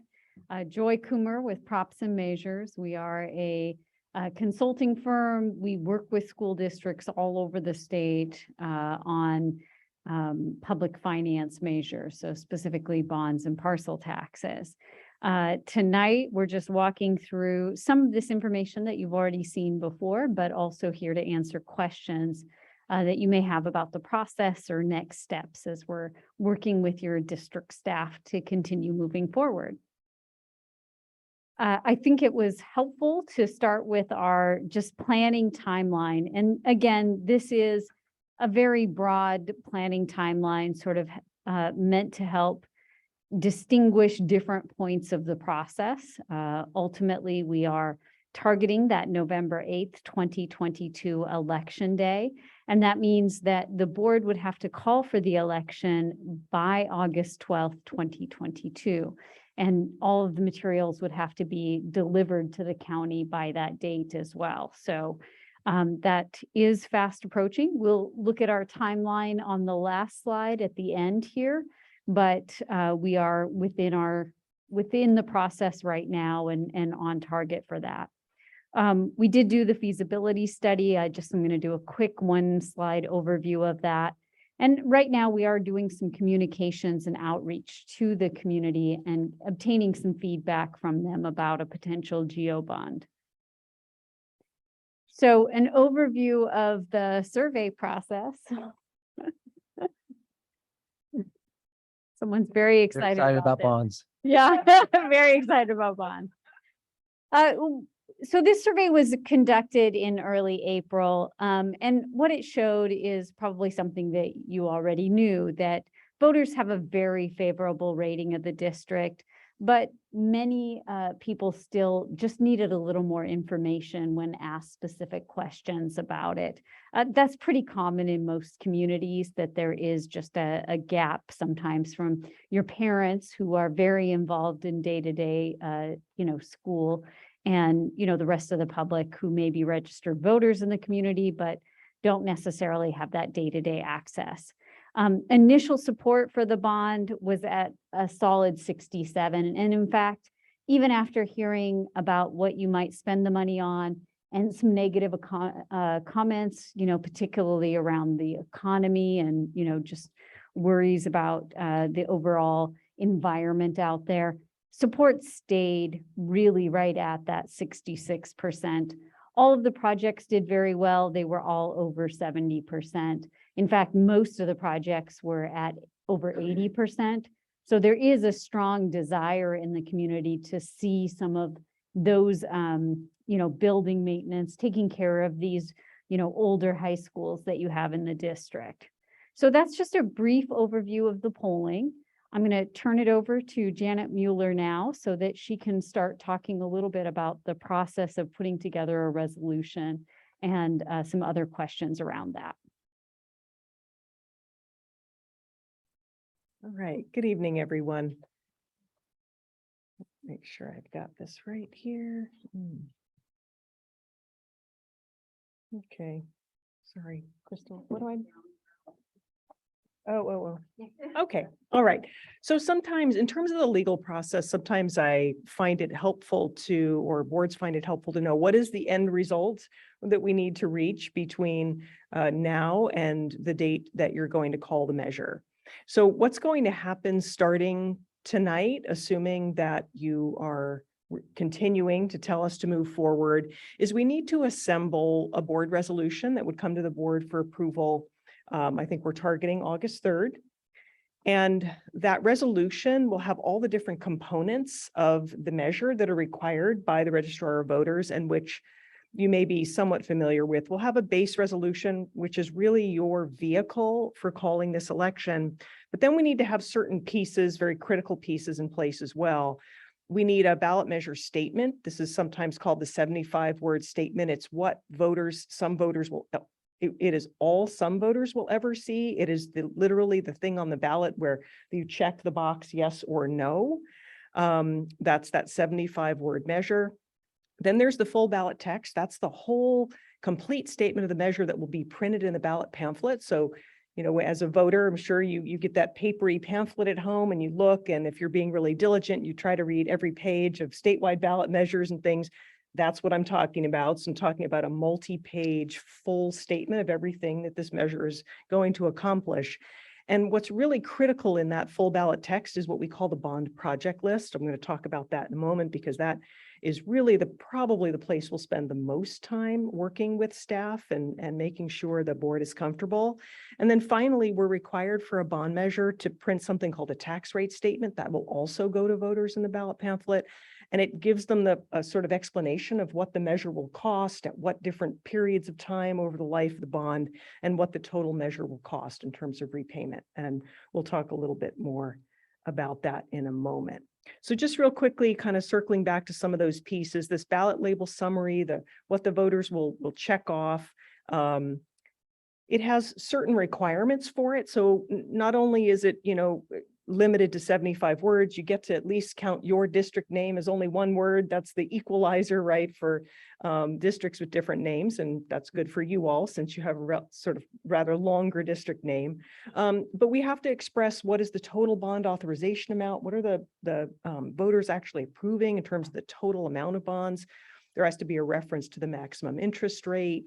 We want to tell voters in a very general, obviously very short way, what types of projects we're talking about doing. You don't get a lot of room to do that. And then we had a change in the law that came into effect in 2018, where we now actually have to express a little bit more information to voters, the amount of taxes we're going to collect annually, the duration of the tax, and the rate of the tax. So those are some new things would be required since the last time you all did a bond measure. Your 75-word statement might look a little bit different and might have a little bit more information, a little bit more technical information in it than what your community has seen in the past. And then in terms of the full ballot text, so this is where we're going to explain a lot of things about what we call a Prop 39 bond measure. You probably have heard when you have a 55% bond measure, there's certain accountability features. It includes a Citizens Oversight Committee. You have one, I believe, for your existing bond.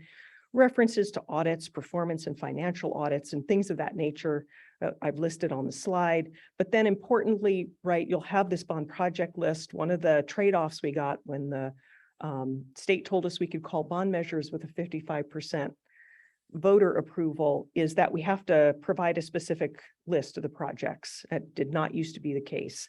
But now we have to be a little bit more specific about what we want to do with the funds. And so in terms of the bond project list, what is it? You've had one, I think, for your existing measure, so it might not be terribly mysterious. It's just that over time, we've got a little bit of help from the courts about what it means to have a specific list of projects.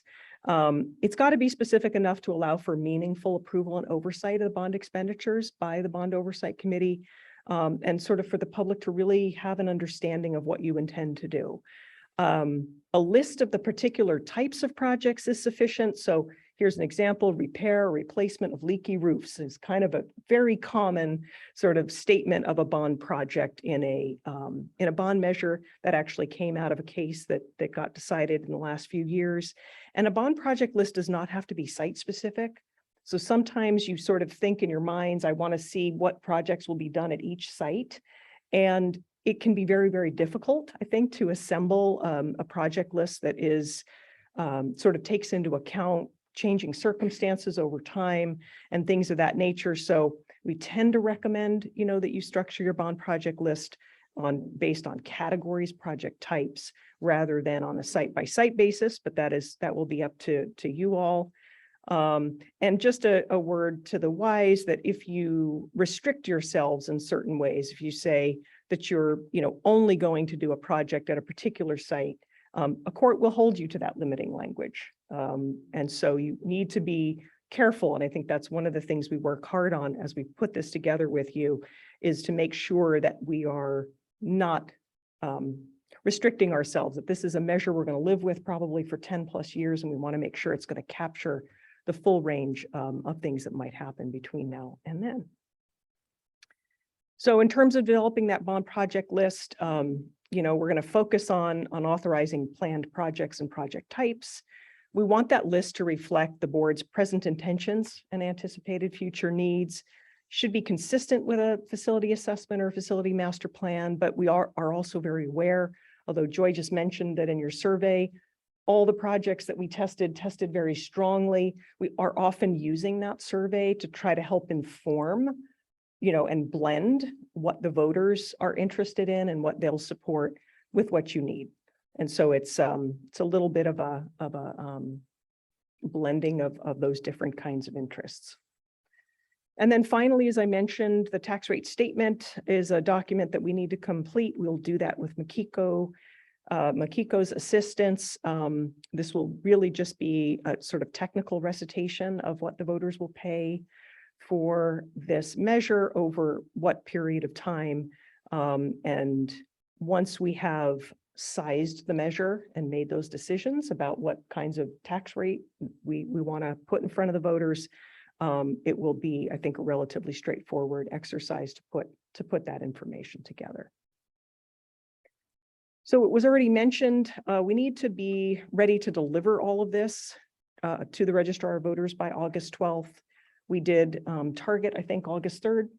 That's helpful. We don't want to cut it too close. Sometimes little things might go wrong or things that we have to fix and whatnot. So August 3rd would be completely appropriate. I think our hope and plan, and I think what tends to work well, is for us to put together a draft, bring a draft to you all, have there be a chance to look at it in detail, give feedback, give thoughts, get comfortable with it, so that when August 3rd comes, we may have made minor adjustments, but you've mostly seen and had input into it, and it should then feel, I think, like a comfortable exercise when it comes to you for a vote.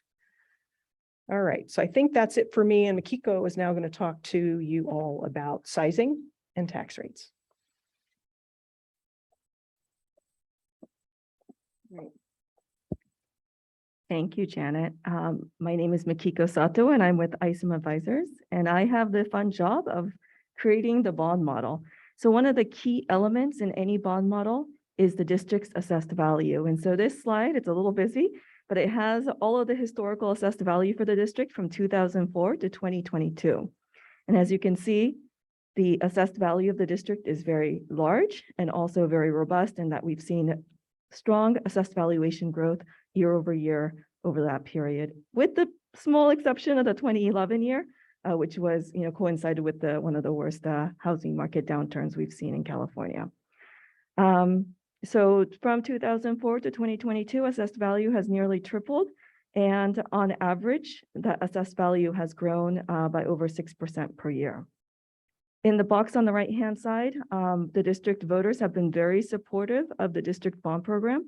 They have approved 5 bond measures since 1996, and the combined bond program tax rate currently in 21-22 is $29 per $100,000 of assessed valuation. One other thing that we keep in mind in connection with assessed value is the statutory bonding capacity, and that is noted on the bottom. And currently, the district has a lot of net bonding capacity still available. Another thing we definitely keep our eye on is the bond borrowing rates. This graph shows the 20 GEO bond index from 2001 to now. You've been probably hearing a lot in the news about increasing interest rates, and you can see the uptake there in 2022. That is driven largely by inflationary pressures. But from a historical perspective, we're just coming off of an incredibly low interest rate environment, and our current rate is still well below the average rate from 2001 to now. And on slide 12, we built a bond model assuming a tax rate target of $14 per $100,000 in assessed value, 4 series of bonds issued every other year, assessed valuation growth of 4%, and 30-year bond repayment terms. And with those assumptions, the district could raise $549 million in bond authorization. And so the bonds are, that total amount of the bond proceeds would be issued every other year in multiple series. I think here, do I give it back to you, Joy?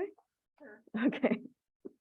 I can pause here before the timeline and I can go through this, or if the board members have questions for Janet or Makiko, we can pause here too, and then come back to the timeline, whichever is your preference. Probably questions? I have a question. Yeah. So I had this model in my head that we would figure out our needs, see the support from the voters, line them up, pass a bond that met our needs. Then Brent set me straight last time, said, your project list always exceeds the amount of money you had.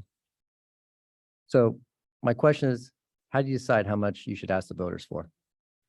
Because you could look at a model where you say, okay, every decade, it makes sense for a group like us now.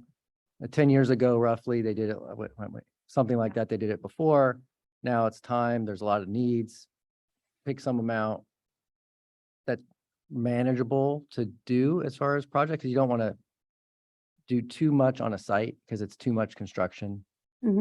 So there's sort of how much you could potentially get from voters. And then there's what's the right amount in terms of how much construction to have ongoing at one time on each site and for a district as a whole. Like, what's the model for how you should decide what number? And then what number should we pick? I think it is a multi-layered question, right?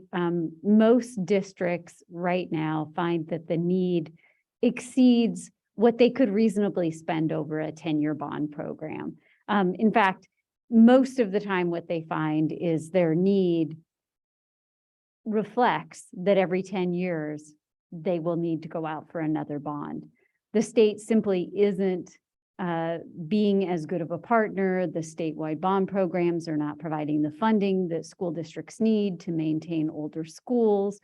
Technology is changing. Needs for how we teach children is changing. What I find, quite honestly, is most districts say, this isn't a one and done bond.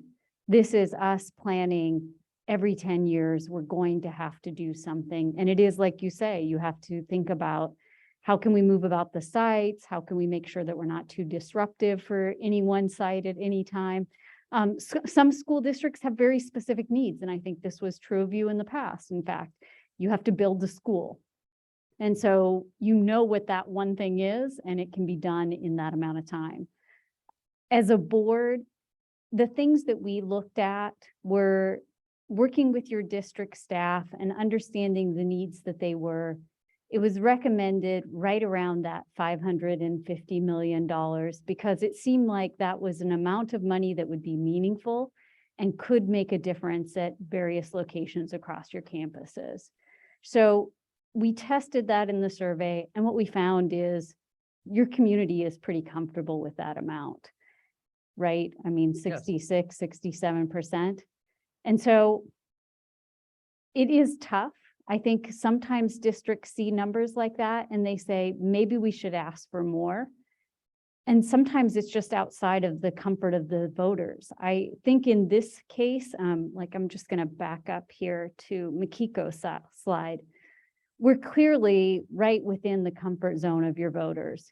This is where voters have passed your bond measures in the past. And, you know, we're able to generate enough funding with this bond that it'll be, you know, far more than you were able to get in 2014. So it is just a little bit of energy. I'm not sure if it's inflation adjusted and construction cost adjusted more or less, because I know construction costs have gone up a ton in the last 8 years. So I don't know. Yeah. If it's more or less, really. In more dollars for sure. Yeah. But in terms of what we can do with it. Yes, yes.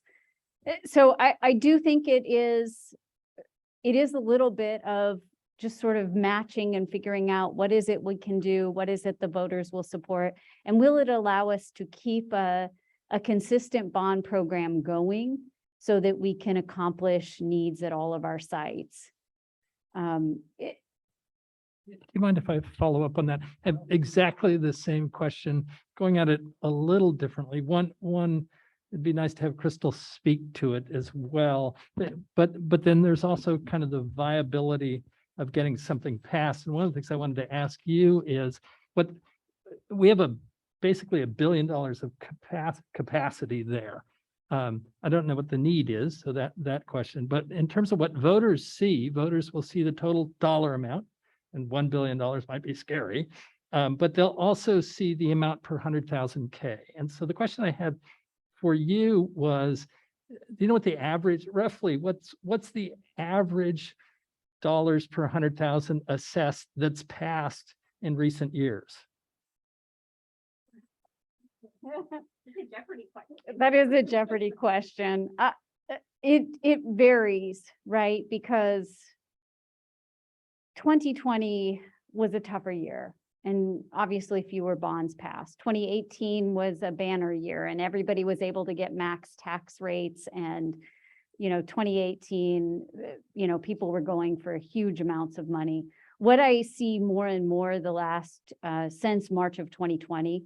Most of the districts I am working with are going below what they could ask, because what they're finding is that there is a worry of inflation and a potential recession. And there is concern around the state, and numbers that I'm seeing back in polling, even since you guys have done your polling, is that voters are expressing more and more concern about tax rates. I wonder if you might respond to this. So I was able to download data from 2018 throughout California. Yeah. And basically the average passed bond proposition was at $37 per 100,000 assessed. Now you said it's a banner year. Well, and if we look at specifics around us, 2020 LA Unified was at 2174. Las Lomitas, as you may recall, was at $30 per. To me, this was Berkeley was at 4450 per 100,000. Suggests that there's a fair amount of elasticity in that number, which is the primary number that the public is going to see. And it's too bad we didn't test the sensitivity on the polling rates for that. But it's my gut reaction that we have, this is a community that supports its schools, that there's, that actually going above the 14 wouldn't scare me at all, because I think the public would support it if there's the need for it. And that's why I'd kind of turn to Crystal and see if she can talk to us about that. I think that the need is going to be, we could spend $2 billion if we want to meet all the, like, the need will always outstrip the money. And I think to me, I think the model is what's the right amount to just have going on over the next 5 or 6 years. Because the more you're spending, the more buildings you're tearing down, the more disruption. So it's an it's operational finding like a question. pace that makes sense, knowing that there will be another bond, and then in another decade, there'll be another bond. Like, it's just, that's how school finance, that's how school construction works. And so one question is how big could we go? But I don't know that that's the way to come up with the number. It could be. I think what I'm suggesting is the 14 doesn't seem like a ceiling to me. If there are demonstrable needs above $557 million, this board, I would be strongly supportive of taking that on. And my question really is like, how much construction can you do and have going on? Because you want to probably spend it in 6 years. You don't want to be needing 8 years or 10 years to spend it, because then you really should kind of go back. Yep. I think. And so, and I don't know how to think about that. That's kind of my question. I think we're at the same point. I think to me, I would throw in, and I'll ask Crystal to comment on this as well. If we're using that rough rule of thumb that things have about doubled since our last bond, this would be roughly double the value of our last bond. And what it has felt to me over these past 8 years is that our district and our sites were really operating at capacity of construction projects during that period of time.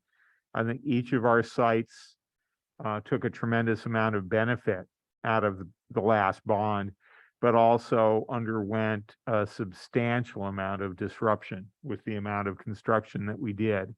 And each of the site teams spoke to me during that period of time about boy, we have got so much going on, and we've had so much going on for so long. I can't wait for us to kind of reach a stable point where we're just kind of living in the new construction, and we're not in the middle of an ongoing construction project. And I know that our our district office staff was stretched, and we did a lot of kind of changes to our operations to support all that bond. So I think we have the experience to be able to take on and succeed at an equivalent level of work over the next 6 to 8 years. But I probably wouldn't be an advocate of saying, oh, maybe we can get away with 25 or 30 or 50% more. It feels like we might be running the risk of overloading our district and our sites if we went much higher than what we're talking about here. Sure. I did want to comment that one of the taxpayer protections that were put in place in connection with Prop 39 put some limits on the tax rate per Prop 39 bond measure. And so for a unified school district, that's $60 per $100,000 in assessed value. And for elementary and high school districts, it's $30 per $100,000 in assessed value. So I just wanted to mention that with the. But we just Yeah, pulled but 14, as a right? kid- So if- we could double and still be inside of that. Right. I don't think the need is there from September back to February of 20, when we started talking about this. I mean, the cost of construction has just quadrupled. It's hard to imagine it settling back into an area to address really the facility needs that I brought to you back in the fall. I have I am definitely concerned with the amount of construction that some of our sites need, what that logistics looks like. There are obviously ways to mitigate that and so forth. But there's also money spent with that, right? And so when you're building temporary campuses, there is money that you just constantly shave that off. And that's infrastructure that most likely will never be used again. And so it's more is great, less is not great. So it's really about striking that balance. It just comment, I guess what I'm hoping we'll do is look at you won't create the list against 549, but instead have some sense of flexibility that would put you under or over to some extent, taking into account some of this. Now, some of the things we might do with the money involve no disruption to campuses. For example, the San Carlos property. And so, I mean, you'll know the specifics of that, and I assume they'll be in the project list. We will, yeah. I'd just be curious to hear, Shawnice or Carrie, if you have any thoughts or how you're thinking about this, just so we can all hear from you.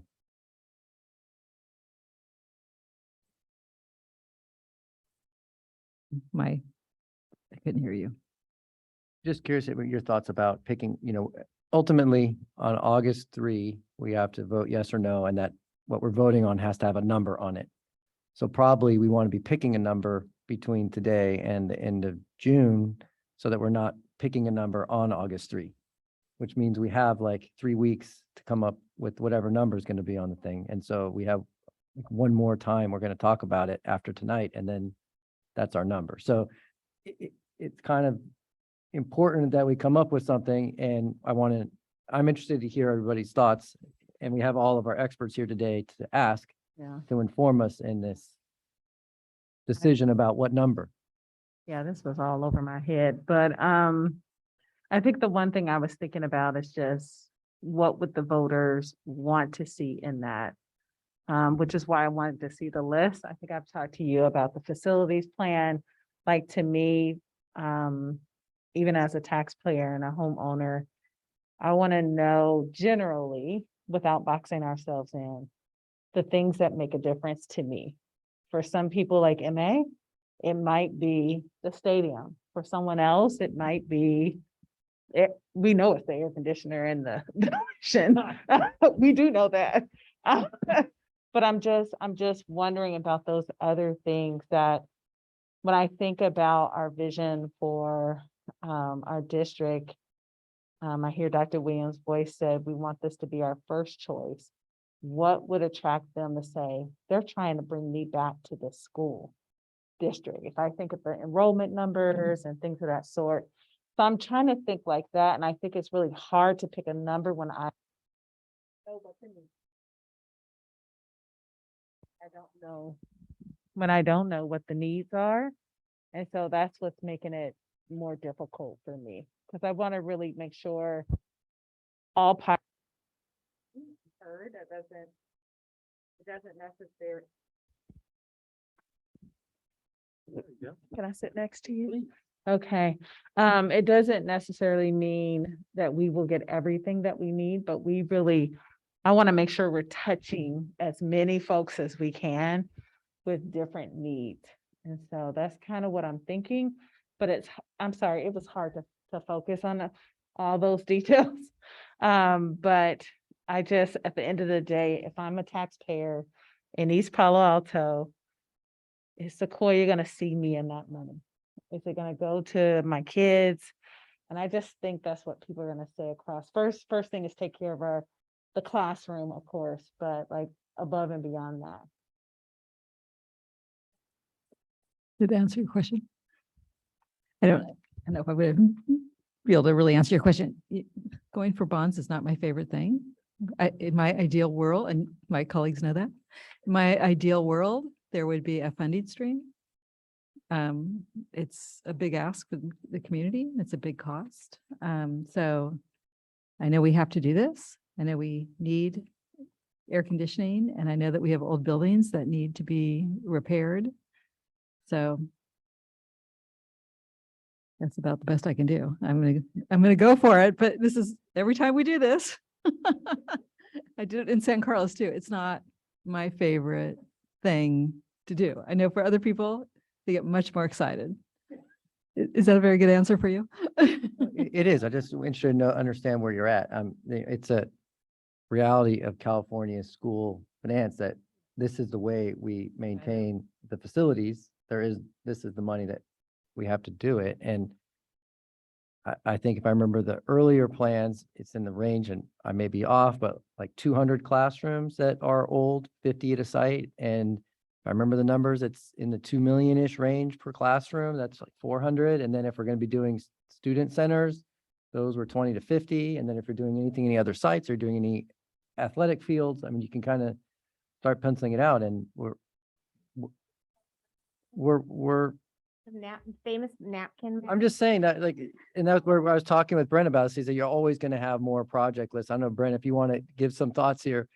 But While Brent's walking up, what we'll do for the June 22nd is we'll bring back some different funding models with some different ranges per 100,000 so that we can see what 14, 15.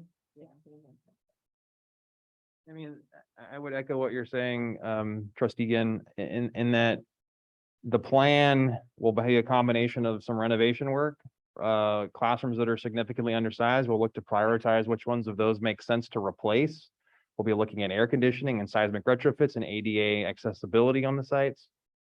There will be some form of, call it a student union or student, health and wellness and support centers and those kinds of things into the plan. And then some list of athletics needs at various sites, and then also needs within some of the smaller sites within the community. That will it will easily be, if we price all of these out and we look at them in sum total, you will exceed this 549. It will likely be 800. It could be a much larger amount. What we will do in the plan is run some workshops to prioritize and look at different scenarios as to how to approach what work should get done, what work should, and how should work get phased over a longer period of time to make those decisions. And just to add on to that, in some ways we would look at how do we fit how do we fit the prioritized projects then also into the number that you all ultimately pick. So if we, the scenarios, in my head, I don't know what it looks like. I've never gone through this process. But in my head, you're saying you're gonna get all these different, your workshop, kind of what this budget kind of would look like and what it would cover. My thing is, how would you include, like, our district is so diverse in so many different ways. And so I just want to how do we make sure we're seeing all our different populations, right? And what's important to them as well, to ensure that this bond get passed, but also we don't let people down by not doing what we were supposed to be doing with the money or what they thought because costs went up or something. Right, and at the tail, as we get to that stage in the master planning process, we will help facilitate a discussion with the school community and, working with staff to determine how do we set priorities. I mean, there's a lot of different ways you can prioritize what falls into the upper parts of the list. Okay. If I could, maybe, Brent, you can see if this is how it goes, but we pick a first phase of projects and you get going, and then you see how much it actually costs. And then you see how much you really still have left, and then you figure out what your second phase is, and you often have to adjust, and usually downward, that you keep having to cut what you're gonna, like, you have a plan, and then you start the first phase and you realize you're way over budgets and you have to cut the second phase, and then that's probably a very typical experience. So that's what we may be going through in the coming years. Just to Okay, kind of, I guess for me, I'm trying to think about the lesson that Trustee Dubois talked about when we did the small schools, and of course, costs skyrocketed and we didn't do the second site in San Carlos. So I'm just trying to keep that in mind. I want to set expectations because we don't want to say we're doing all these things That's and correct. then we say we can't. I'm thinking about my own family when I say, we're all gonna go here, here, and here. My kids are like, you didn't do it. Like, and so that breaks trust, right? And that's what we don't, at the end, I know it's emotional, but like, we want to keep the trust of our community that they know we're doing well by our kids. They know that we spend our money appropriately, we pass our audits and all that good stuff. But the emotional piece is I didn't get what you said I was going to get out of it. Absolutely. Yeah, and that's how we've tried to approach this master planning process, in that we've gone through and done, and there's still some sites we still need to get to. But a robust outreach and listening process. And we have said we're listening, but we are not promising, but we want to get all of the need understood. That, towards your comment, that is also why we have not been able to really rush to this forum or another school forum to say, well, here's the project list, we're still in draft, but we think we can, we want to make sure that what we bring forward, we feel confident about. I want to come back and address, I think, Trustee Ginn's comment about sort of this, the concept of having to cut and having fluctuations. What we will do is we will work with our team to develop not only the project list and the budgets for the projects within the list, but we will also look at holding aside, contingencies and contingency planning. And it's not so much to say, well, we're going to just set aside a bunch of money, but what the way that it works is that if you set aside enough contingency, is that contingency can then makes sure that you cover unforeseen escalation rates and other types of cost increases that we might not know about in future years. But there's also within the plan, if we have priority 1 projects that are going forward, and there's things that are in a priority 2 bucket of projects, and then there's contingency funds that are left over at the end, then there's the opportunity to have some of those projects be done. So you can then make sure that you protect yourself for unforeseens, and simultaneously have some money and messaging things appropriately to the school community that you're going to accomplish what you say you're going to accomplish, and you have the opportunity to possibly accomplish a few more things, as opposed to looking at biting off too much at the beginning. So are we, do we need to spend a lot more time on this? We're wondering on this end of the table if we should, I guess a question would be, at our next regular meeting, is that when we will be picking a number and we'll have some sort of process for we go through to pick our number? So there was a couple items, just looking at the timeline here. We are continuing to do outreach to the community. We were looking at working with the district to do an informational mailer where people would be able to go to the district website and take a survey. It would not be a scientific survey, but it would help understand if there are needs in the community. It would invite anyone who is a member of the community to take the survey. And we can share that information that we learn from that survey with everyone else. I like to think of it as, even if you weren't called for the scientific survey, you can still participate and your voice is still heard. You do have an opportunity to consider a tracking survey. You mentioned whether or not you could test other amounts. The one thing that I would say that we see where support wanes is, what is that big bond total? So, right, that 549 million.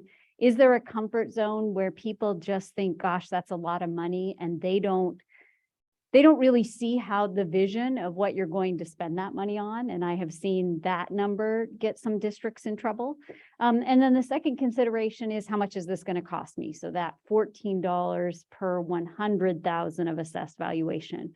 In your district's case, it's a little under, $200 a year for the typical homeowner. So that tends to be the other trigger that people, sort of waver on. So a tracking survey would help us understand if there is a point at which we've, grown beyond where the support would be. That is optional. But as Crystal mentioned, certainly ISOM advisors can develop some additional scenarios that would show you, if we increase that $14 per 100, what would that bond sizing be and what would that look like for the district? The June 22nd meeting is the one that we have scheduled right now for the reading of the resolution, and likely the one that you would have that further discussion about a tax rate to agree on. We wouldn't necessarily have information back from a tracking survey at that time, but if that is something that the board is interested in, we can certainly work with the district staff to begin that process, because you would have that information back before the August 3rd meeting. So that is the timeline here. I know that it's a lot to think about, but certainly we see that your community agrees you have a great need, and there is support for this. Thank you for the presentation. Okay, thank you, everybody.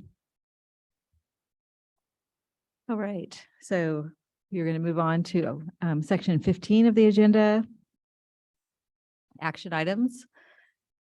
First item 15.1, adoption of resolution number 1726, approving engineer's report, confirming diagram and ordering the levy of assessment for fiscal year 2022-23. Yes, this is a yearly resolution that has been brought to you back all the way from 1990, 1991. So in order to continue to levy this assessment each year, the board adopts a resolution initiating the assessment proceedings for the year and directing the engineering work from SCI Consulting. We heard a public hearing earlier a few months ago. We also received the actual report. So for us to continue to levy the assessments for the upcoming fiscal year, the board has to do a public hearing. We did earlier this evening, and then we passed this resolution. So this is what we refer to as MAD money. It brings in just around 1 million a year, which is spent on really the sites that are open to the community, the areas like our fields and our kind of our public access ways for our community. Okay. Any questions? Should we go right to a motion? I would move adoption. I'll second. Okay. Roll call. Trustee Thompson, Yes. Yes. Trustee Sarver, Yes. Vice President Ginn, Yes. President Dubois. Yes. Motion has passed. Thank you very much. Motion passes. Okay, moving on to 15.2, adoption of resolution. Pardon me? Oh. Oh, okay.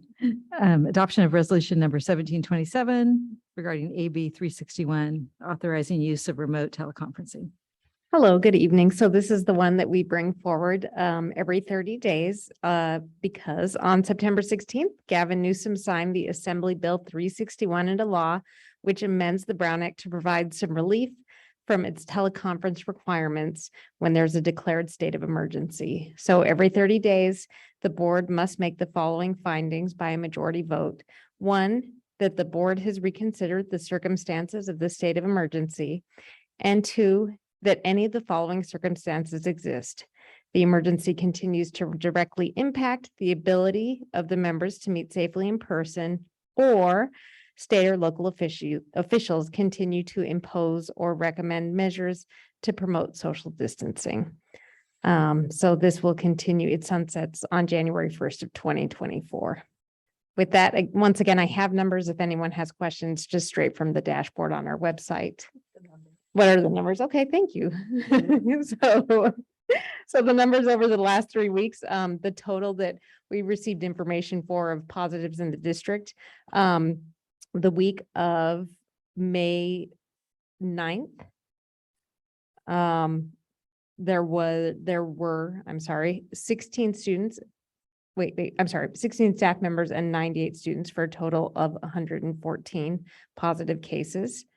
On the week of May 16th, there were 26 staff members and 98 students for a total of 124 cases. And the week of May 23rd, there were 12 staff positives and 61 student positives for a total of 73. So it dropped pretty significantly that week. And then May 30th, it was 18 staff members, 77 students for a total of 95. So then kind of went up a little bit. So totals, and then now obviously we're out of school. But totals look like 114, 124, then drop down to 73, and then a slight rise back to 95. Thank you. Thank you. Do you have a motion? I move approval. Yeah. I second that. Roll call. Trustee Thompson, Yes. Yes. Stevenson, Yes. Sarver, Yes. Vice President Ginn, I'll abstain. President Dubois. Yes. He's getting better. He's coming around.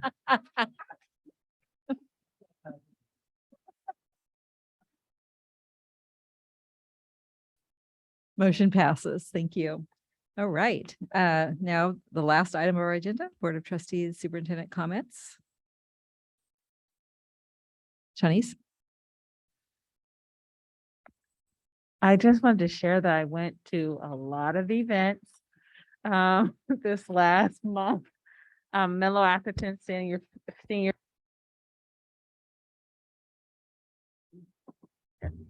I went to the senior farewell at MA. It felt like I was in High School Musical. It was so wonderful. Abbott Carmont graduation. I actually was very impressed with all the different students that were there, the diversity. I know we say sometimes like, oh, are they diverse over there in Carmont, considering, a lot of students were shifted around with MA being the home district for East Palo for Ravenswood School District. But I just saw amazing diversity there. And I want to shout that out to Carmont because I don't think they get enough credit for that. MA graduation was the bomb, even though my daughter was graduating and so was Rich. It was the bomb, not saying everybody else's wasn't. Anyhow, student trustee, I met with the student trustees before they left just to give me feedback as a board of trustee and what could I work on. It was really, really great to meet with them. I think at least one of them is probably going to run for school board one day. You guys can guess who that is. I went to the independent study graduation. It was really good. It was online, but I felt like the students really talked about the relationship with their teachers. And I thought it was amazing. I also went to the Computer Academy graduation. Most of them were outside and really safe. And then I also went to the middle college graduation. They were so giddy over there. They were just so excited to have the graduation with the MOU. But there was a student at a couple of the schools that really, and particularly middle college, that talked about, there's this term called adverse childhood experiences, which basically looks at factors that contribute to long-term health issues, which includes educational outcomes.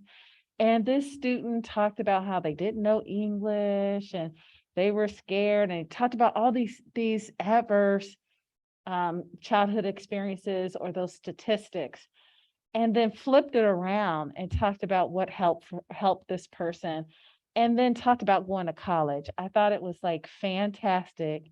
Same with Carmont graduations. Avid, the students talked about, if it wasn't for my teacher. And I don't think we get to hear enough of that, of what some teachers are actually doing in the classroom and really elevate them. I went to the ESL celebration. Abby doesn't know this, I was in the background. And it was their first time really having a group come together, and parents want to see their kids. So it was really fun to see that. The last thing a couple of last things is that the full funding for IDEA, I don't know if this is area advocacy, I did it for myself as a parent, but it is on the docket as S213.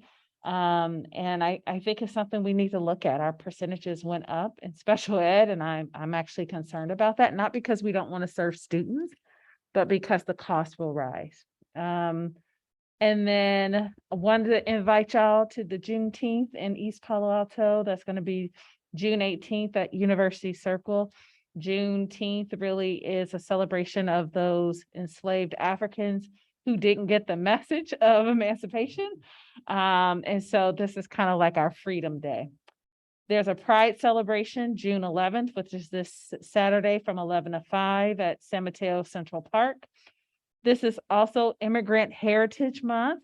And so they're asking those who consider themselves as immigrant to speak in their own language to do a welcome video about their experiences.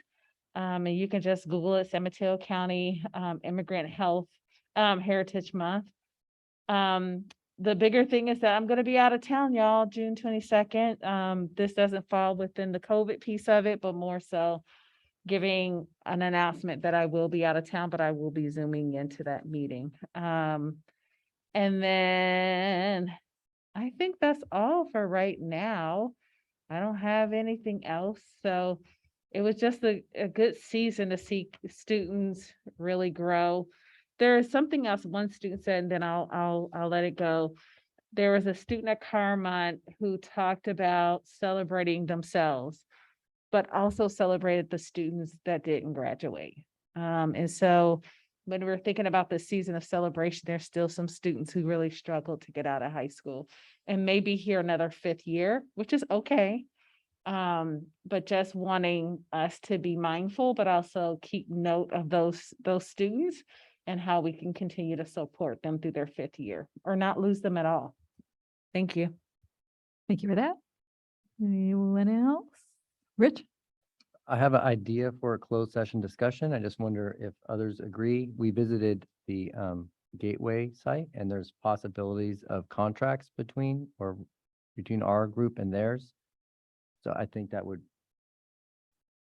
potentially be something we could talk about, potential future contracts and what terms we'd be interested in as a board, since we weren't able to legally talk about that. Agenda item. A closed session agenda item about future potential contract negotiation with relating to the Gateway School. With San Mateo County Office. Yeah, and I don't know if others share an interest in that, so I would only want to do it if at least 2 other board members are interested in having a discussion on that topic. But I raised We it just as, think it would be open session, not closed, but no. well, if it's relating to a contract, I think it would be closed session. Alan, do you have thoughts? I'm looking at how quizzical our superintendent is looking back at us, so I'd invite your question. again, I just needed to know clarity, a contract in return, in regards to what type of agreement.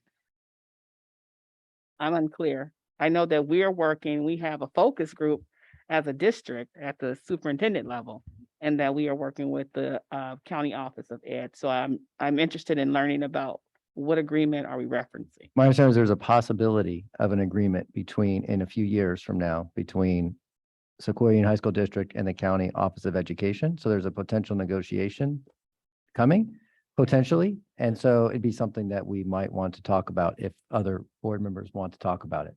So with all due respect, I believe that would come as a recommendation from the superintendent from staff. Yeah, I think that was exactly the question I was going to raise is, in the superintendent's opinion, is that essentially at this point an operational activity that is completely within staff boundaries, or are there policy and direction implications that the board should be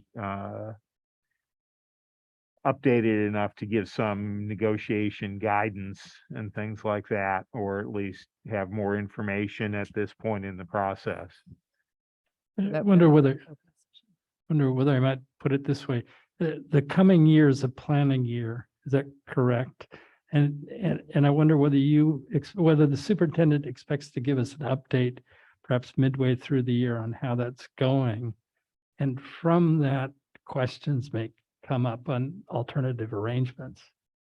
I guess that's the way I would think of it, rather than what came across to me, Rich, was kind of a blank. So you're slate. saying just a board update, board presentation? I think it would be helpful to get a mid-year update on how those planning conversations are going. And from that, ideas may spring forth. Because otherwise, Rich, I don't know, I don't have enough information to respond to what those contracts might be. Okay. Anyone else? I'll try and be brief this time. Like Shanice, like all of us, it has been a season of great events and great celebrations. And also, like Shanice, I think probably to me the most striking thing I took away from the different variety of events I attended is students referencing how impactful on them the small learning communities they were involved in, whether it was an AVID program, one of our small schools, the middle college program, the independent study program, these places where students were in an ongoing environment with a small group of peers and a small group of teachers. And they really talked about the trusted adult that had made a huge impact on their lives.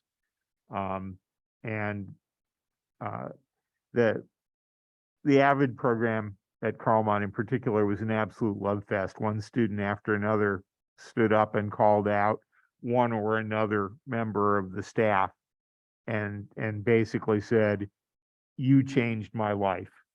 And to me, it just reinforces my sense that the more and more small learning communities we can establish across this district, the more of that kind of impact we're going to be able to have. It was a great season. Thank you for that. So I also went to several graduation events, several of the ones that Shanice mentioned. I'll just say, I also went to Trace, and that was amazing. It was so inspirational. And Shanice, I'm sorry you missed our tour of Gateway and Hillcrest. That was a very good day. And I think you're the one that requested it. And then it was the same day as your daughter's wedding. So yeah, but there is interest for the Juvenile Justice Commission would like us to actually sit down and meet with kids, and maybe we could do that next time. But that was a very good tour. And then also Keiko Smith's memorial was at Carlmont, and that family is so attached to the school. They wanted her memorial to be there. It was in the quad, and a shout out to Alan Sarver, who was there from the very beginning, setting up and helping until there was nobody left and he and his wife were still there. So thank you for doing that. And it was really a fabulous day. Jackie Spear was there and others. And, again, what a loss to our community. So I think that is it. So we can, is it basketball season? And is there a game on? Is it still on? Is it over? So do I have a motion to adjourn? So moved. Okay, in a second. Second. Okay, meeting is adjourned.